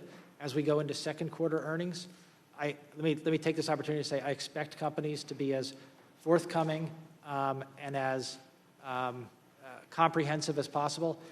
and doing so from the lens of how management and the board of directors are looking at the business and its prospects. Right. I'd rather have bad news than no news. Agreed. Let's.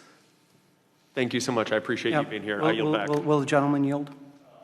Gentleman will yield. Well, thank you. I wish my friend, and he is a genuine friend from California, was still here. He's here. Oh, he's here. So good he can hear it. So I wanted to ask a rhetorical question. He was asking you early on about whether you had ever been a prosecutor. I think some of us maybe want to ask how many members of this committee have been bankers or insurance agents or Section 8 housing providers. Precious few, I might note. This is the type of place where a licensed realtor or a CPA the time of the gentleman has become expired. chair of this committee and serve The time, your point has been made. The time of the gentleman has expired.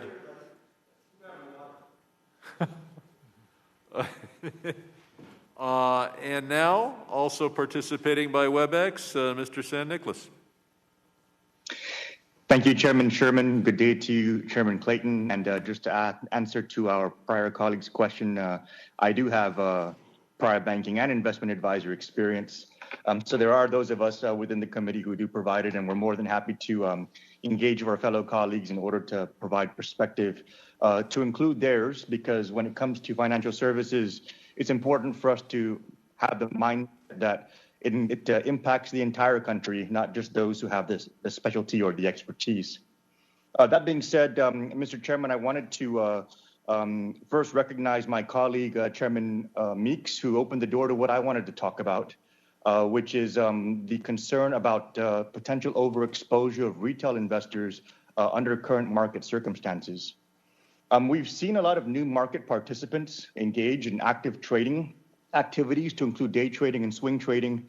But of late, there's also been a much larger increase in the access of retail investors to, as you mentioned, Chairman Clayton, some exotic instruments, derivatives, options, naked calls, being able to purchase these kinds of assets, these kind of trading vehicles, these kind of hedge instruments, even on margin.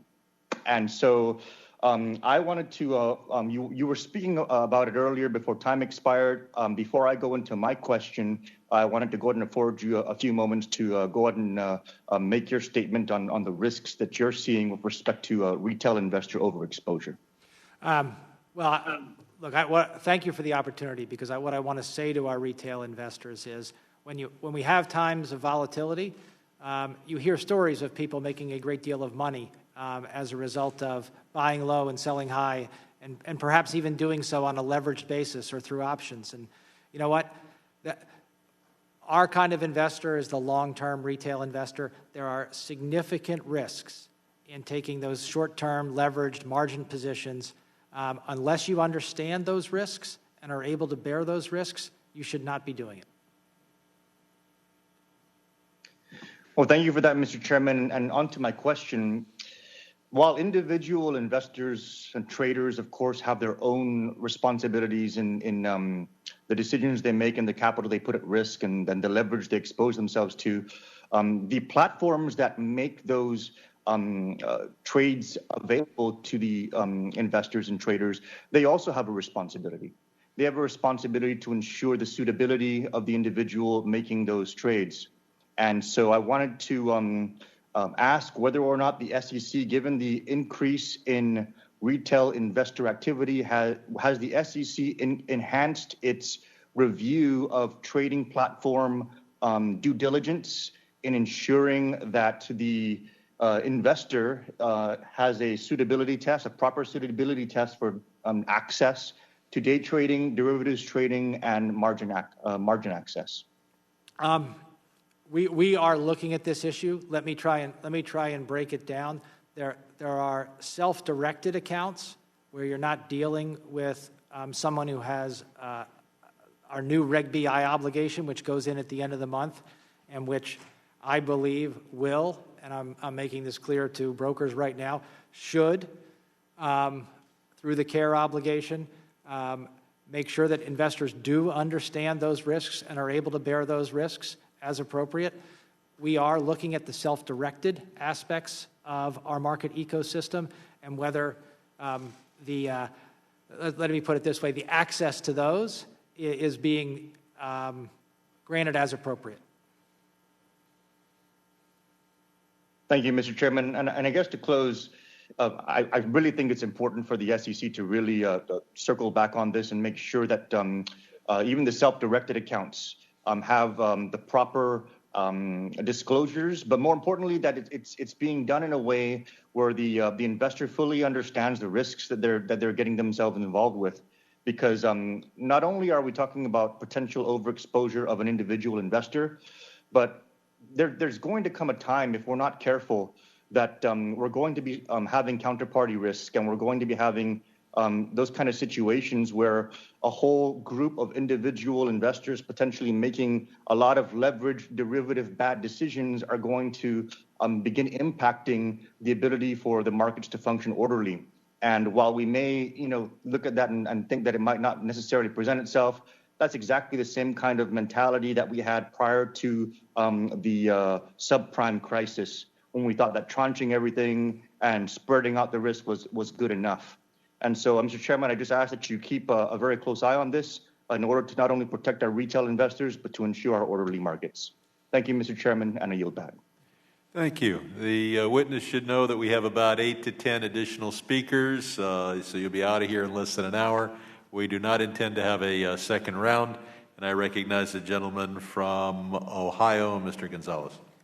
Thank you, Mr. Sherman, for holding this hearing today, and of course I want to thank you, Chairman Clayton, for being with us today and all your work at the SEC. First, I want to acknowledge and thank your team for working with the other regulators on reforms to the Volcker Rule. I led a letter this past December encouraging regulators to amend the rule to exempt qualifying venture funds from the definition of covered fund in order to help spur investments in states like mine, Ohio, that are in additional need for startup capital. So I thank you for that.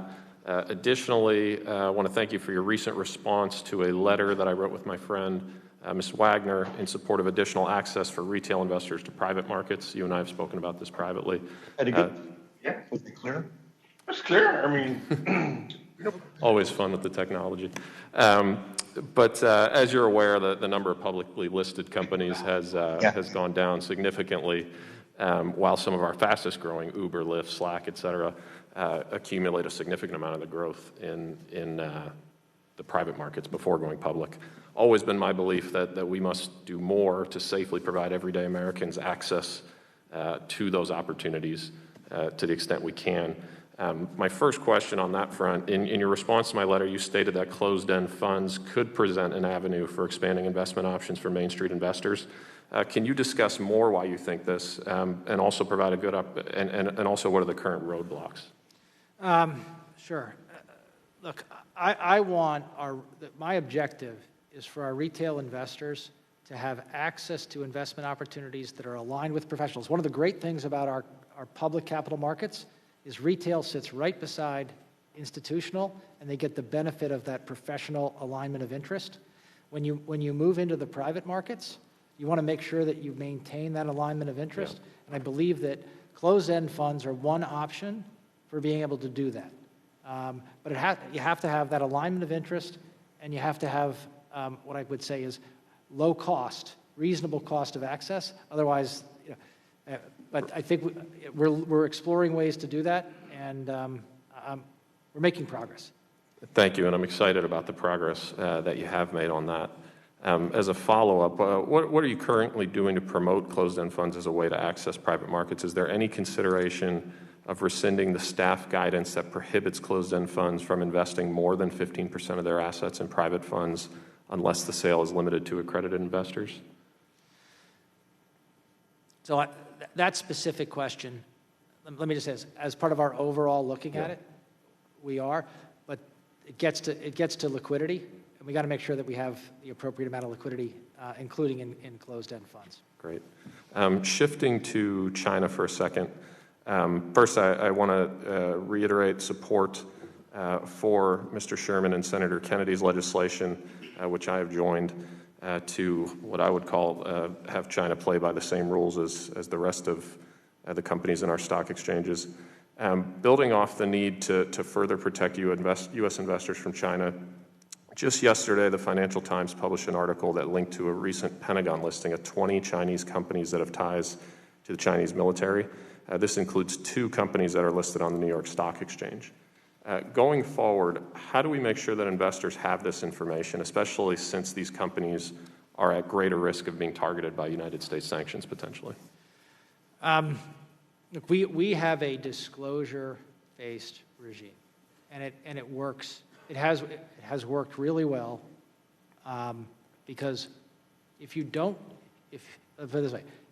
disclose appropriately, if you make material misstatements or omissions or commit fraud, we can come after you. One of the things that institutional investors know this, retail investors should understand, is our ability to enforce that perspective is not uniform across the world. Right. And we need to take that into account. Investment advisors need to take that into account. Investment professionals need to take that into account. And these are the kind of challenges you face in a job like this. How much can disclosure do in circumstances like that? So quickly, do you believe that that information, being on a list of 20 companies, is material for U.S. investors? I'm not going to make a blanket statement, but if you're considering what is material about your company or not material about your company, the fact that you may be subject to significant sanctions is something that you would want to ask that question and see if the company's operations and the like, or its reputation or whatever. Right. I would argue it is. And with my last question, do you believe that China's? I'll submit it in writing. Thank you, Chairman. Ms. Porter. Thank you very much, Mr. Clayton, for being here with us today and for your patience as we navigate this hearing.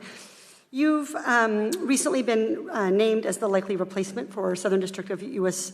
Attorney Berman. The U.S. Attorney's Office, as you know, has been apolitical for over 200 years. Do you agree that it's important for the investigations undertaken by the U.S. Attorney's Office to be conducted in a nonpartisan manner? So, look, I'm here as the chairman of the SEC, but what I want to say about my work as chairman of the SEC and our work in the Enforcement Division, which is akin to any U.S. Attorney's Office, we undertake our work in an independent and nonpartisan manner. Terrific. As the chairman of the SEC, you spearheaded numerous rule changes, one example being the so-called Regulation Best Interest, Reg BI. Was that a nonpartisan proposal, yes or no? From my perspective, what we've done with, I'm not sure what you mean by nonpartisan. Okay, let me try this. Did the Reg BI rule change pass the Securities and Exchange Commission, the SEC, with bipartisan support? No. I think you're struggling toward no. No, I'm not struggling. I'm just making sure. Okay. The vote on the Commissioner Jackson and, well, it was multiple. No, it did not have complete support. Reg BI did not have let's try this one more time. Did Reg BI did it pass the commission with bipartisan support? No, it did not. No, it did not. Thank you. What about your shareholder voting proposal? Did that get bipartisan support? As a proposal going out, no, it did not. Okay. What about your proxy advisor limits proposal? No, that did not. What about your proposal to expand private markets? Pardon me? Your proposal to expand private markets? Are you talking about, we don't have you mean harmonization? The proposal for harmonization? I don't remember. I'll assume you're right. It did not have bipartisan. So, Mr. Clayton, calling yourself nonpartisan doesn't make it true. And your leadership at the SEC is, to be generous, inconsistent with being nonpartisan. I think becoming a U.S. attorney would require a big change in your approach from the SEC. Do you agree that independence from the president is necessary to agency independence? So, wait a second. I just want to go back to the bipartisan, nonpartisan. I believe if you look at my voting record across the SEC, which is a pretty good, there are many times when I have voted with Democratic commissioners, maybe both Democratic commissioners and not the Republican commissioners, and vice versa. I vote the way I think I should, without regard to partisanship. Right. That's what I do. Okay. That's what I would do in any job. Okay, great. Do you think that independence from the president is necessary to agency independence? I think agency independence is independence from, look, I interact with you people, I interact with agencies, I interact with other. Independence does not mean isolated, but independence means doing what you think is right based on your experience. Do you think independence from the president is possible if you and the president are golfing buddies? I absolutely do, because I do it. I do my job every day without fear or favor. And we do justice at the SEC, and I think if you look at the record of the SEC, it's absolutely clear. How many times have you and President Trump golfed together? I'm not going to get into this. This is, it's.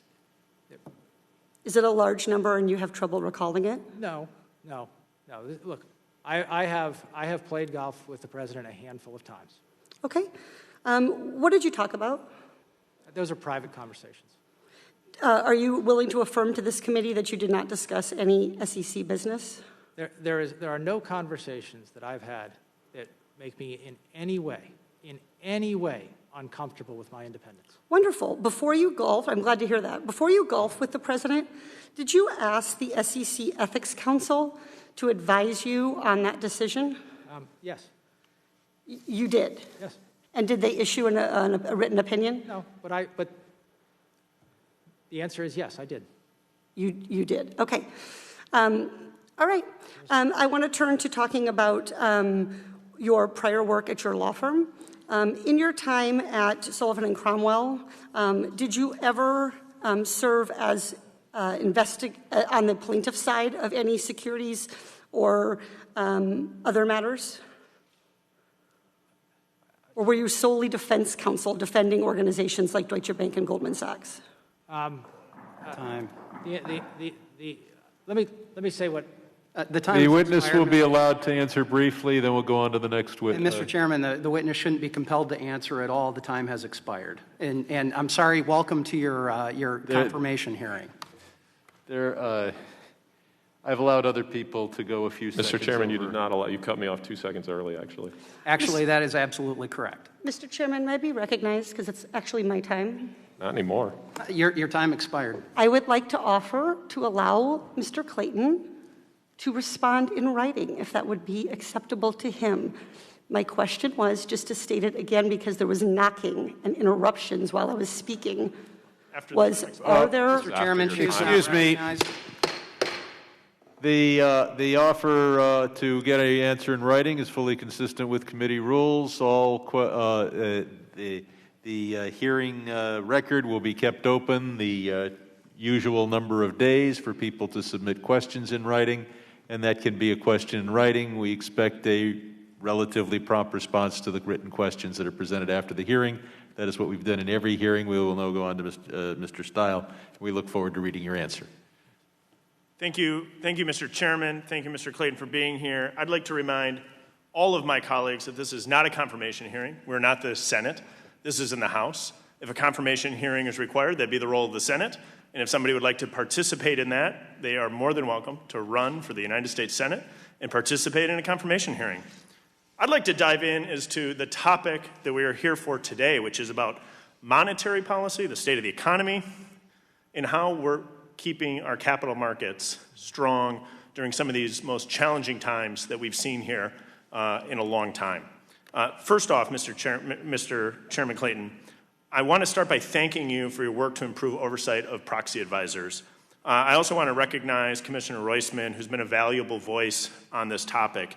As you know, I dealt with proxy advisors in my private sector career, and so I understand how important it is to get this issue right. In the last few months, SEC commissioners have made a couple public comments that I believe have been viewed by some as evidence that the SEC may be softening its approach as it relates to proxy advisor reform.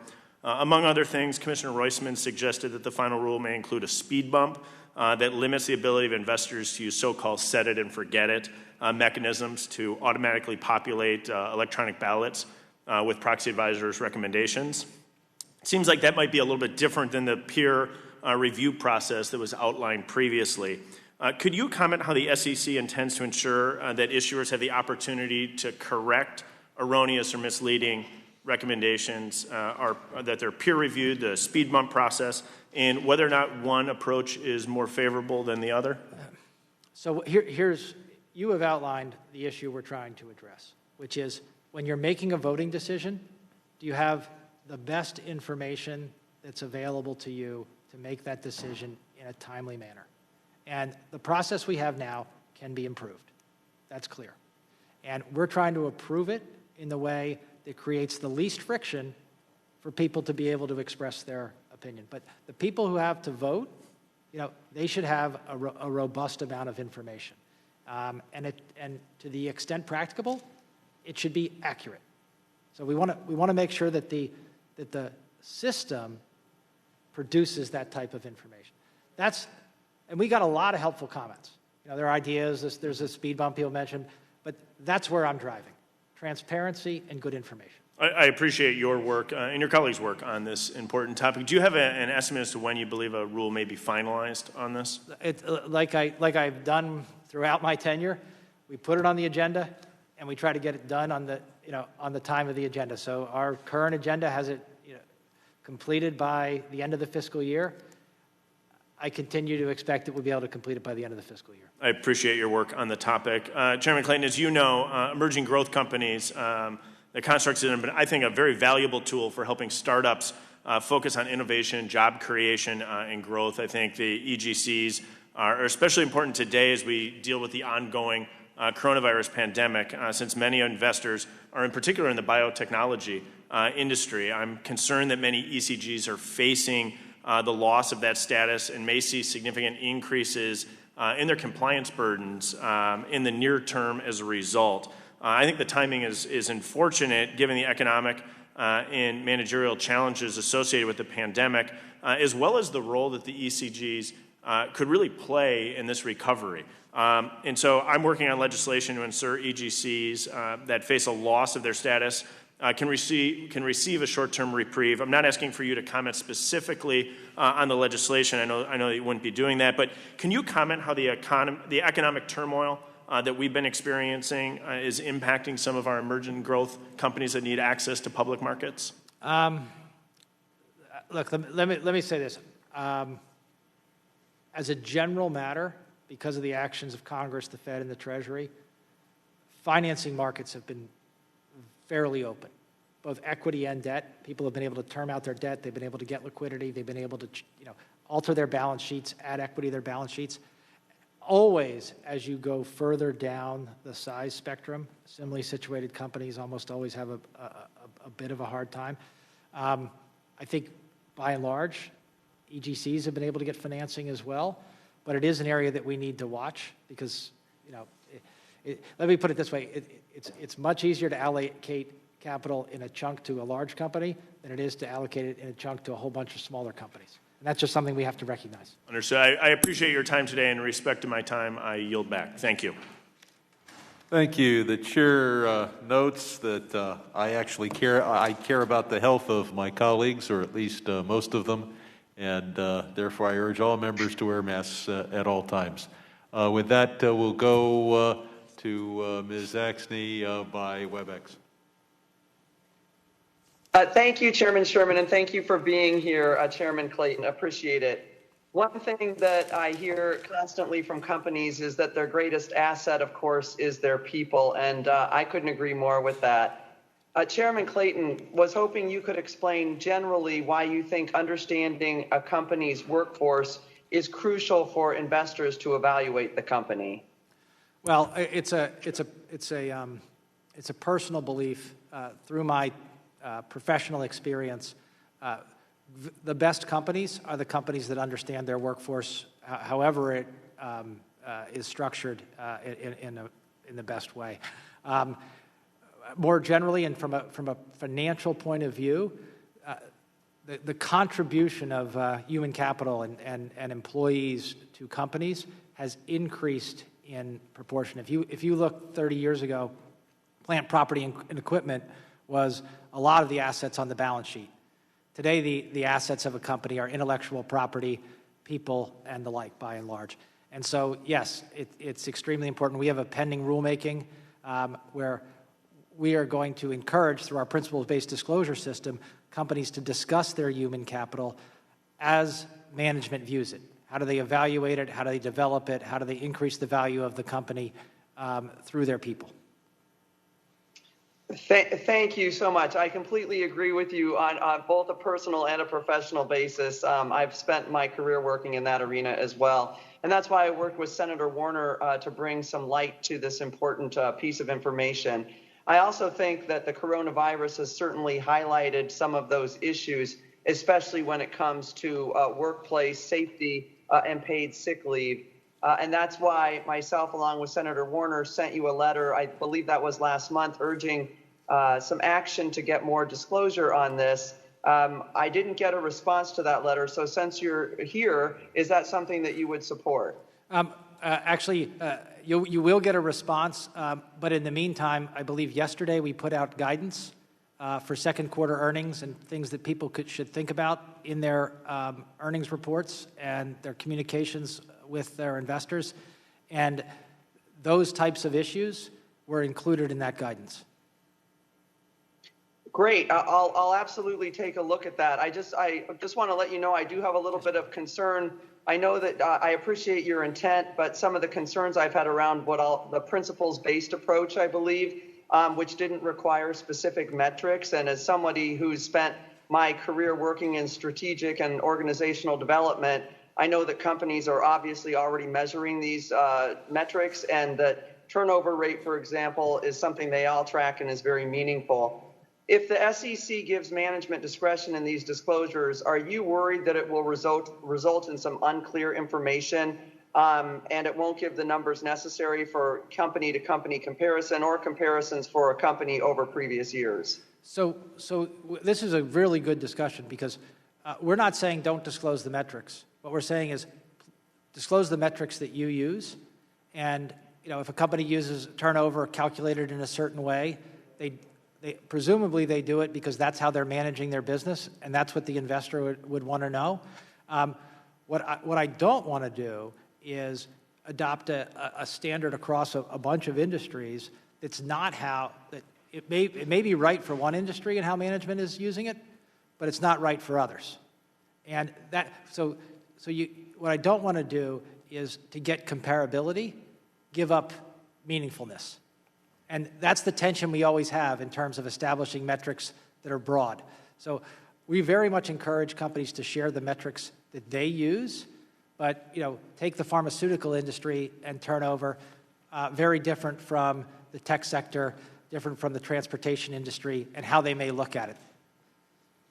Well, I appreciate that, and I think there's an opportunity to work through some of those issues. I do think we're looking at a risk here, though, and I'd advise you to take a look at the letter that I sent with my Workforce Investment Disclosure Act, which lays out some very specific disclosures that could be required. Workplace safety violations, for example, can tell you a heck of a lot about how many of these companies are going to get back online more quickly due to COVID. But moving on, we're running out of time. I wanted to just quickly turn to tax disclosures. As we all know, our large companies are only paying about half of what the statutory rate is. I'm wondering if you could tell me if you think there's some opportunity for us at SEC to be looking at country-by-country disclosures. You raise an excellent point.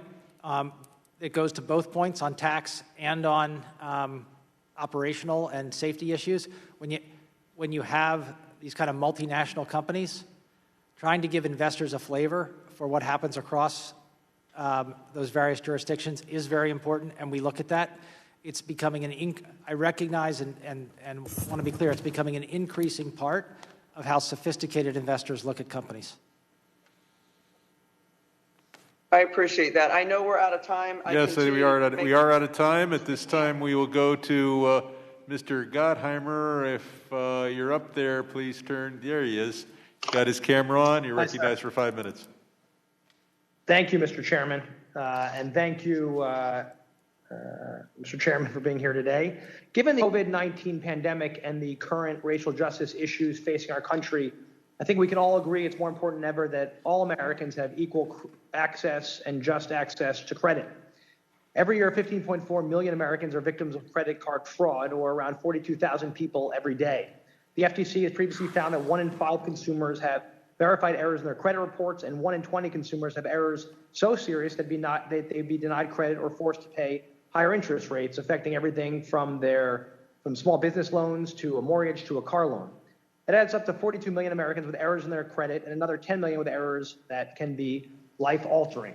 Next week, the House will consider my bipartisan legislation, the Protecting Your Credit Score Act, which will create a new online portal to provide Americans with free and unlimited access to their credit reports and scores, the ability to easily dispute errors and fraud, and the ability to secure and track their credit data, all to increase transparency and help Americans boost their credit and financial security through economic declines and beyond. Chairman Clayton, are you concerned, particularly during the pandemic, about credit issues and Americans' ability to have transparency into their credit? I am. So let me start by saying that in general, credit, access to credit, provision of credit is not within our authority, but I do talk about it a lot because I always say to people, before you get involved in investing, understand your credit, get your credit under control. That's the best thing you can do for yourself. Now, with respect to your question about access to credit and provision of consumer credit, we have a consumer-driven economy to a large extent. I believe that the swift actions taken by Congress and by the Fed and the Treasury to enable credit to continue to flow have significantly dampened the negative effects of the COVID-19 response. So yes, consumer credit, having consumer credit that is appropriately priced and transparent is extremely important to our economy.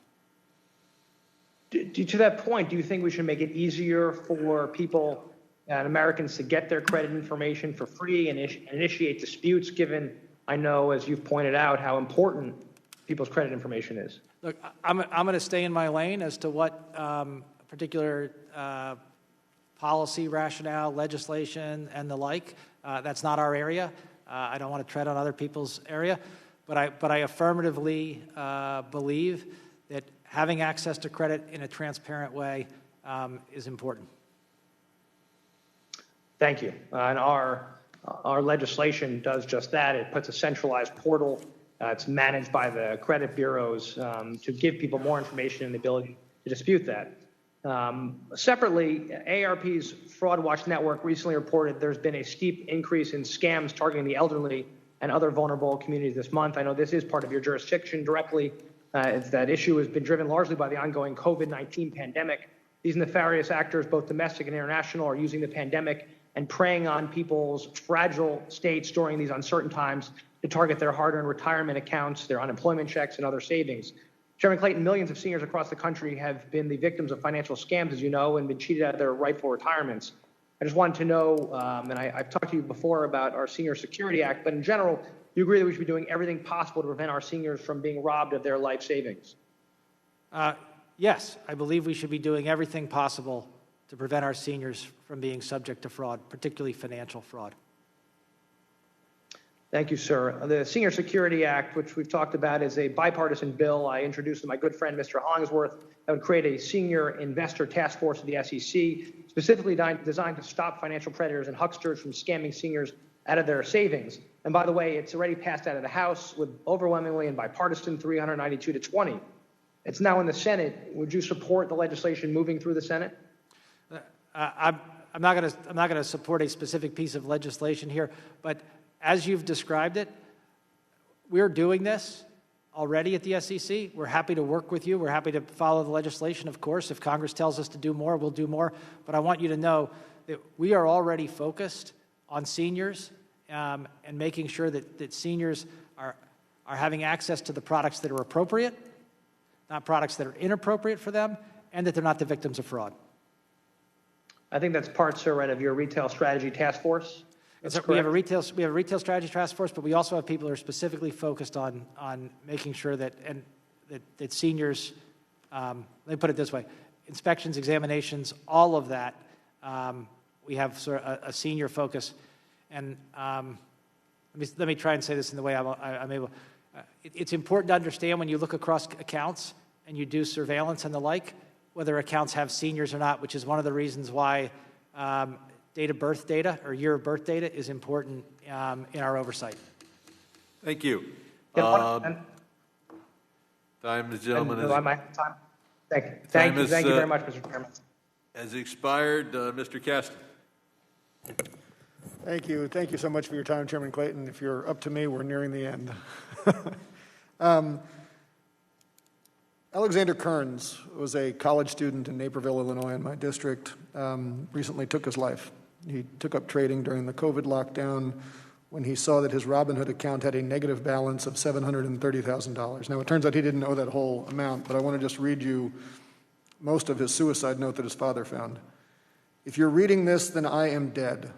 How was a 20-year-old with no income able to get assigned almost $1 million worth of leverage?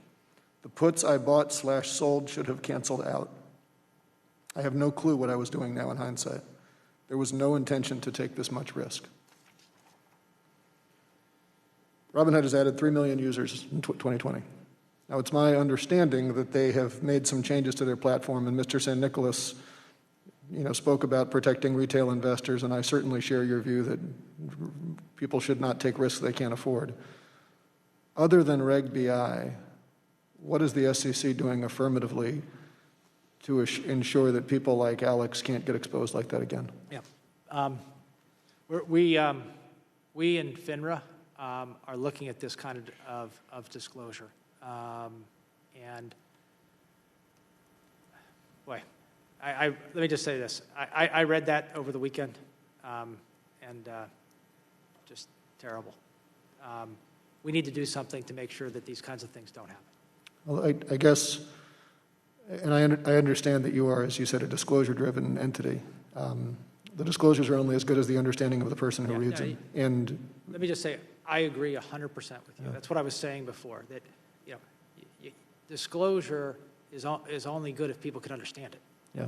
And you got to be able to make an assessment of whether somebody can understand it. Well, I thank you for saying that. I introduced when we passed on the House floor H.R. 1815 earlier this term, specifically to do market testings of those disclosures. It was with Reg BI in mind, because if people can't understand in plain English what they're signing, then we haven't done our market research well enough. And we need to get it through the Senate, but I'd encourage you to consider, you could do that by rule. I urge you to take it up. I want to turn to private markets and some of what some of my colleague from Wisconsin was raising. They require a lot less disclosure than public markets. I spent most of my career prior to getting here was running private equity-backed companies, complicated structures, very sophisticated people, constantly evolving capital structures. It was hard for me to keep up, and I was the CEO of the darn company. This month, the SEC has proposed rules to expand exempt offerings in the private market. And given the issues and the lack of total understanding in public markets, can you just help me understand why you think we are protecting investors if we are allowing greater participation in private markets by less people who would not pass the Reg D standard of a sophisticated or accredited investor? Well, I think we're looking at this in exactly the appropriate way for what you're describing. Right now, we have a wealth test or an income test to ascertain whether somebody is sophisticated or not. And it's a binary test. I've long believed that that's not the right test. But it's a test we've had. It's integrated into our ecosystem. What we're doing is saying, are there better ways to test whether somebody should qualify as an accredited investor? And our proposal says one of the ways to think about it is, did you pass the Series 7 exam? Were you able to sit down and pass the kind of exam that somebody who is selling securities has to pass? Do you understand things like exposure from options and the like? I believe that kind of component of the accredited investor test is important. Well, I agree in principle. Let me shift, if I will, to an area totally outside of your jurisdiction. Okay. Department of Labor this week issued an information letter under ERISA to allow 401k plan sponsors to have private equity as a component of diversified asset allocation funds. I'm not going to ask you to speculate on ERISA, but is it your view that a 401k plan or an investor in a 401k plan would pass the sophisticated test that would allow them to participate in ways that would not frustrate the spirit of Section 506 of Reg D as currently written? Put another way, can the Department of Labor make that change without you making a corresponding change in Reg D? So the way that was structured is not directly investing in private equity by ERISA plan participants. I read the letter. I thought it was structured very well because it was the ERISA plan fiduciary could pick a fund that has a fiduciary, where the fund has limited exposure to private equity. So not direct investment by an ERISA beneficiary into private equity. Okay, well, I'm out of time, but we'll follow up with you offline, because I think there's a real concern that we could end up putting a lot of unsophisticated money in places that were hard for me as the CEO of the company to understand. Yeah, I don't want that to happen. Thank you. Mr. Budd is now recognized virtually. Thank you, Mr. Chairman. And Chairman Clayton, appreciate you being here today in your capacity as chairman of the SEC. I know there's been a lot of news, very exciting news surrounding you lately. But I want to talk about U.S. accounting standards as a critical component of U.S. capital markets, the deepest and most liquid capital markets in the world. And for them to continue to operate efficiently and effectively, the U.S. must maintain accounting and reporting standards of the highest quality. This is particularly true in times of instability, similar to what we're experiencing during the COVID-19 pandemic. So as you're undoubtedly aware, I've long been an outspoken critic of the CECL accounting standard developed and implemented by FASB as an entity in which the SEC has direct supervision over. Now, there were already serious concerns centered around CECL before the start of this pandemic, and this crisis has only highlighted those concerns further. So my questions: how does the SEC validate that all new accounting standards or significant revisions to existing accounting standards have been subjected to comprehensive field testing or economic impact assessments? So just wanted to get your take on that, Mr. Clayton. Well, I think I think what we should be looking at CECL's performance during this time period. Let me say it from, there's two perspectives on which people have been looking at CECL and how it operates. One is from a regulatory capital perspective, what impact it has on regulatory capital from the bank regulators' perspective. So I'm going to put that to the side. From my perspective and what CECL disclosure around expected losses is from the investor point of view, and we have had some significant swings.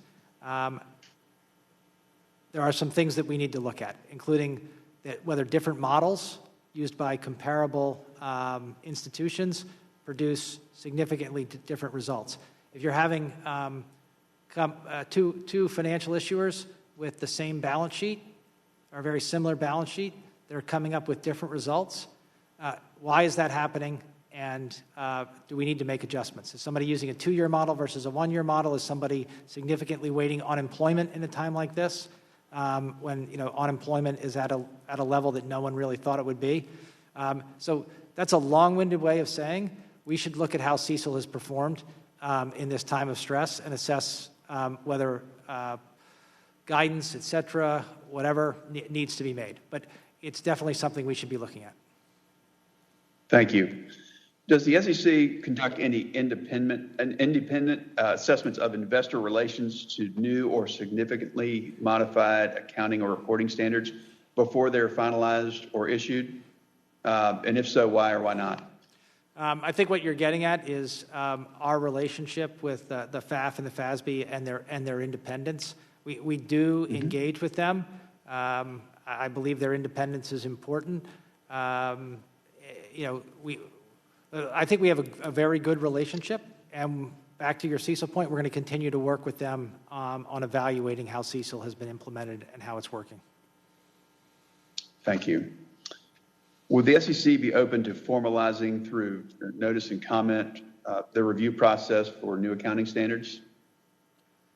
Look, I think the process as it works today is a good process. I know that people are looking at in particular, we're having this back and forth on CECL. I think people are looking at CECL and continue to look at it with questions. But overall, I think the current process is a good process. But happy to continue to discuss that with you. I'd like to do that. It seemed that it was kind of made, it had the feel of being made without direct input of the SEC by an unaccountable board. So I'd like to continue that discussion. Thank you. Does the SEC conduct independent investor outreach to validate investor considerations for accounting standards on a pre-issuance basis? And if not, would the SEC be open to such a process?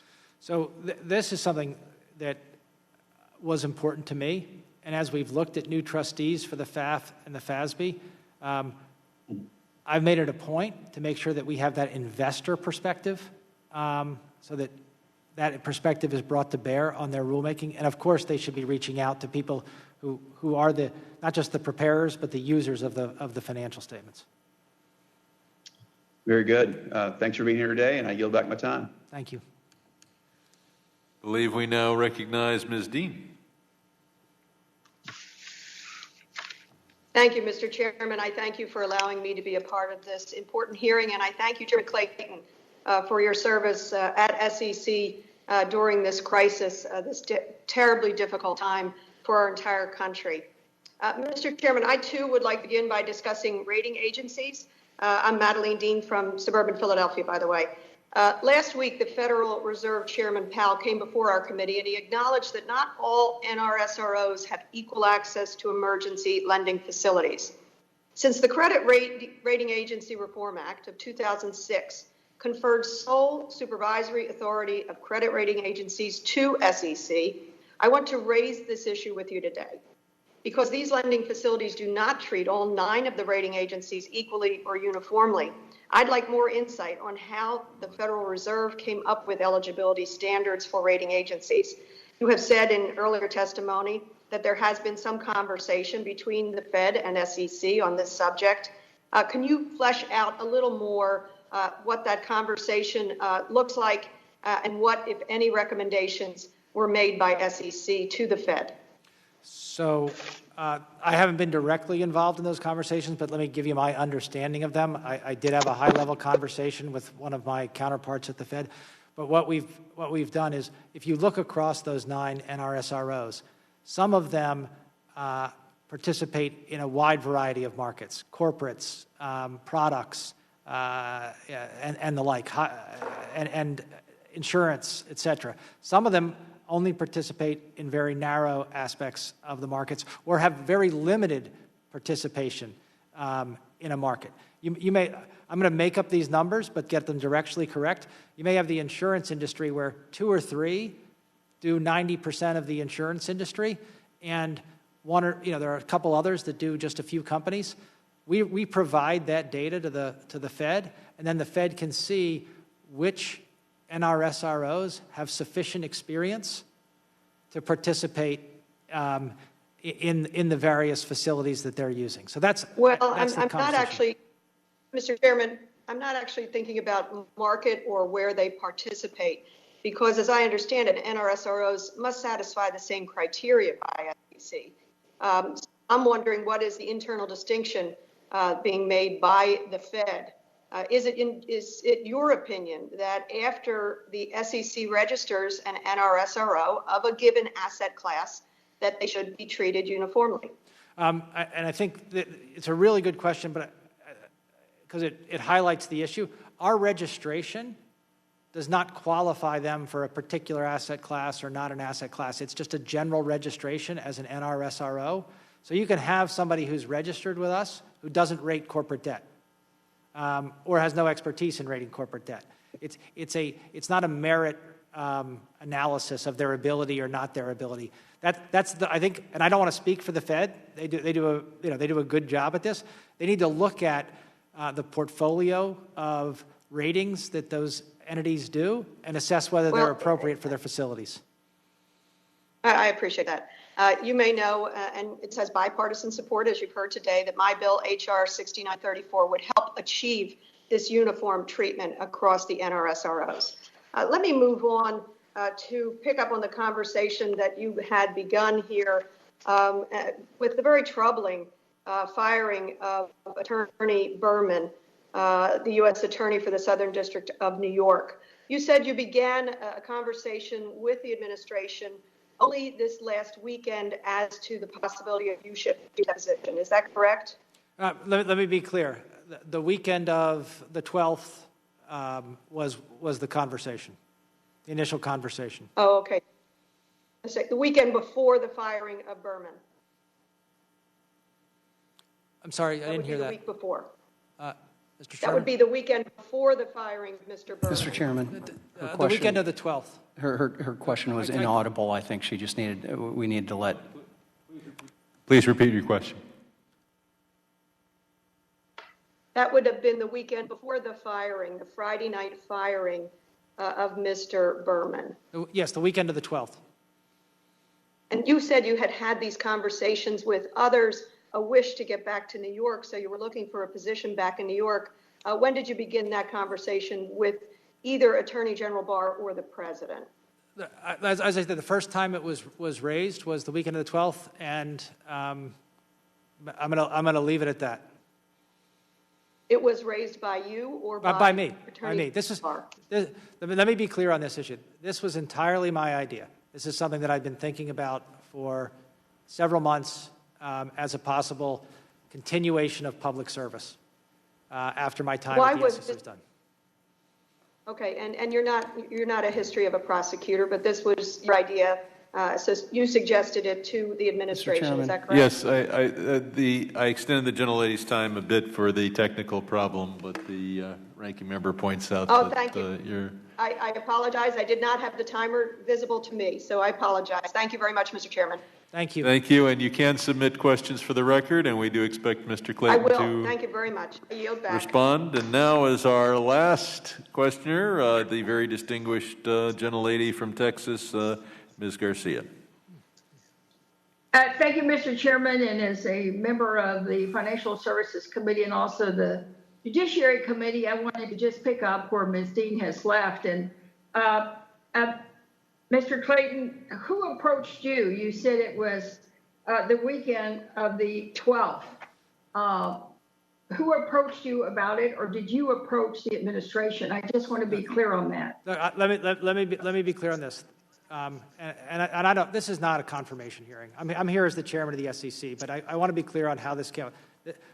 This was entirely my idea. It was something that I had been thinking about and talking with others as to whether I could go back to New York, which I had committed to do to my family and intend to do when I'm finished my service here, and continue in public service.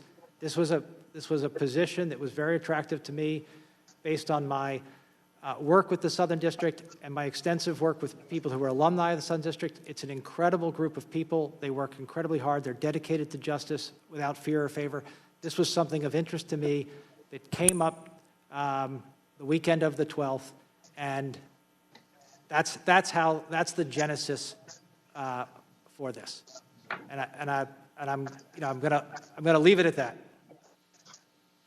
Well, unfortunately, I can't. I mean, I think that you understand that I understand and you understand this is not a confirmation hearing.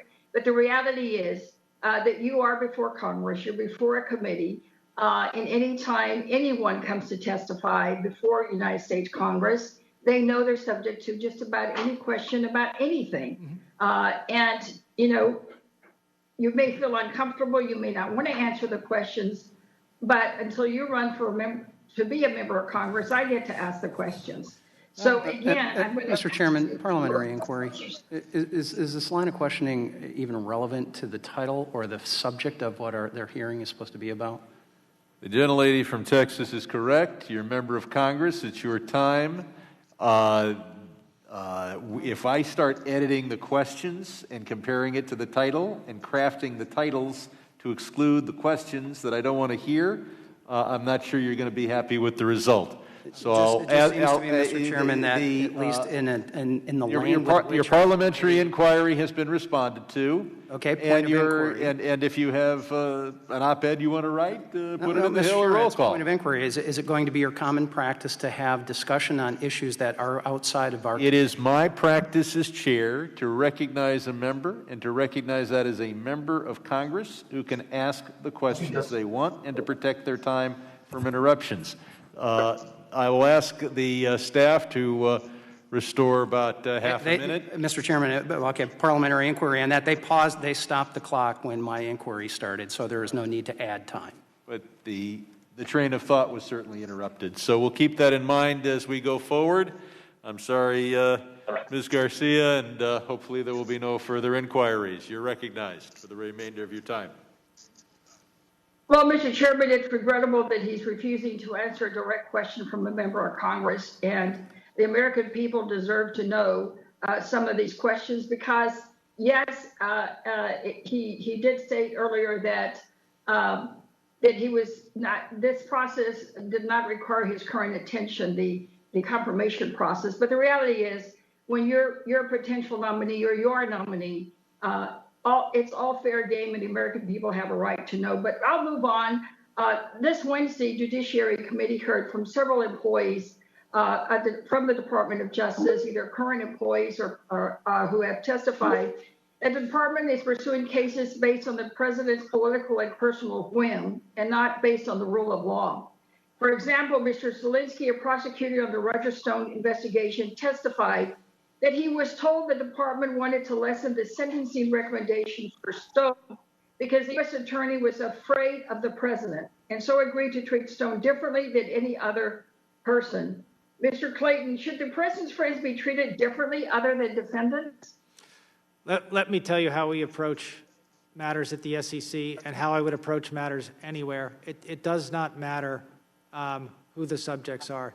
You pursue it without fear or favor and to do justice. And that's the way that the people who have worked with me, the 1,300 people in our enforcement division at the SEC, have performed it. And that is the right way to go forward. Well, I agree with you. Without fear or favor is certainly the principle involved here. But what if you get an order? Do you believe the president has a right to tell you to lower a sentencing recommendation or drop charges entirely for his friends or for political allies? I'm going to talk about at the SEC. At the SEC, what we do is we approach this through our enforcement directors, through our staff. They are empowered to do what they think is right. Well, again, sir, I'm asking you if you want to be the Attorney General. You said you've had oversight of prosecutors. Can you commit to us today to report any political influence or any kind of undue influence coming from the White House or the president or his agents to you or your office as Attorney General, if anything like that occurs, that you would report it to Congress? Yeah, I can commit to continuing to do my job as I have, and any other job like it as I have, which is without fear or favor, with independence, and without inappropriate influence. Right. I think in response to Ms.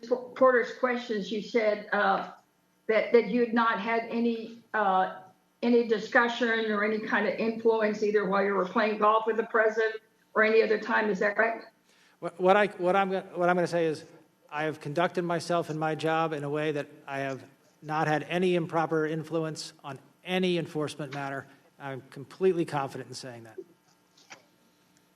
So you are, Mr. Chairman. The time of the gentlelady has expired. I wish I could continue to give and allocate you more time, but the ranking member is being assertive here. So questions. Questions for the record will be submitted in the requisite number of days, which I believe is what? 5 legislative days. And we hope, Chairman Clayton, that you can get us an answer within a few weeks, a very few weeks, to those written questions. Mr. Chairman? Yes. I ask unanimous consent to enter into the record a June 24th letter from the U.S. Chamber of Commerce to both yourself and myself. The letter provides comments to the legislative text attached to this hearing. Apparently, they need to amend that to make this the confirmation hearing, but it is on the text of this attached hearing. Without objection, the document will be entered. I'd like to thank Mr. Clayton for his testimony. Without objection, all members will have 5 legislative days in which to submit additional written questions for Mr. Clayton to the chair, which will be forwarded to the witness for their response. I ask Mr. Clayton to please respond promptly. Without objection, all members will have 5 legislative days in which to submit extraneous materials to the chair for inclusion in the record. I remind members to submit your written questions and materials for the record to the email address provided to your staff. And now, according to these notes, I'm supposed to hit and say we're adjourned.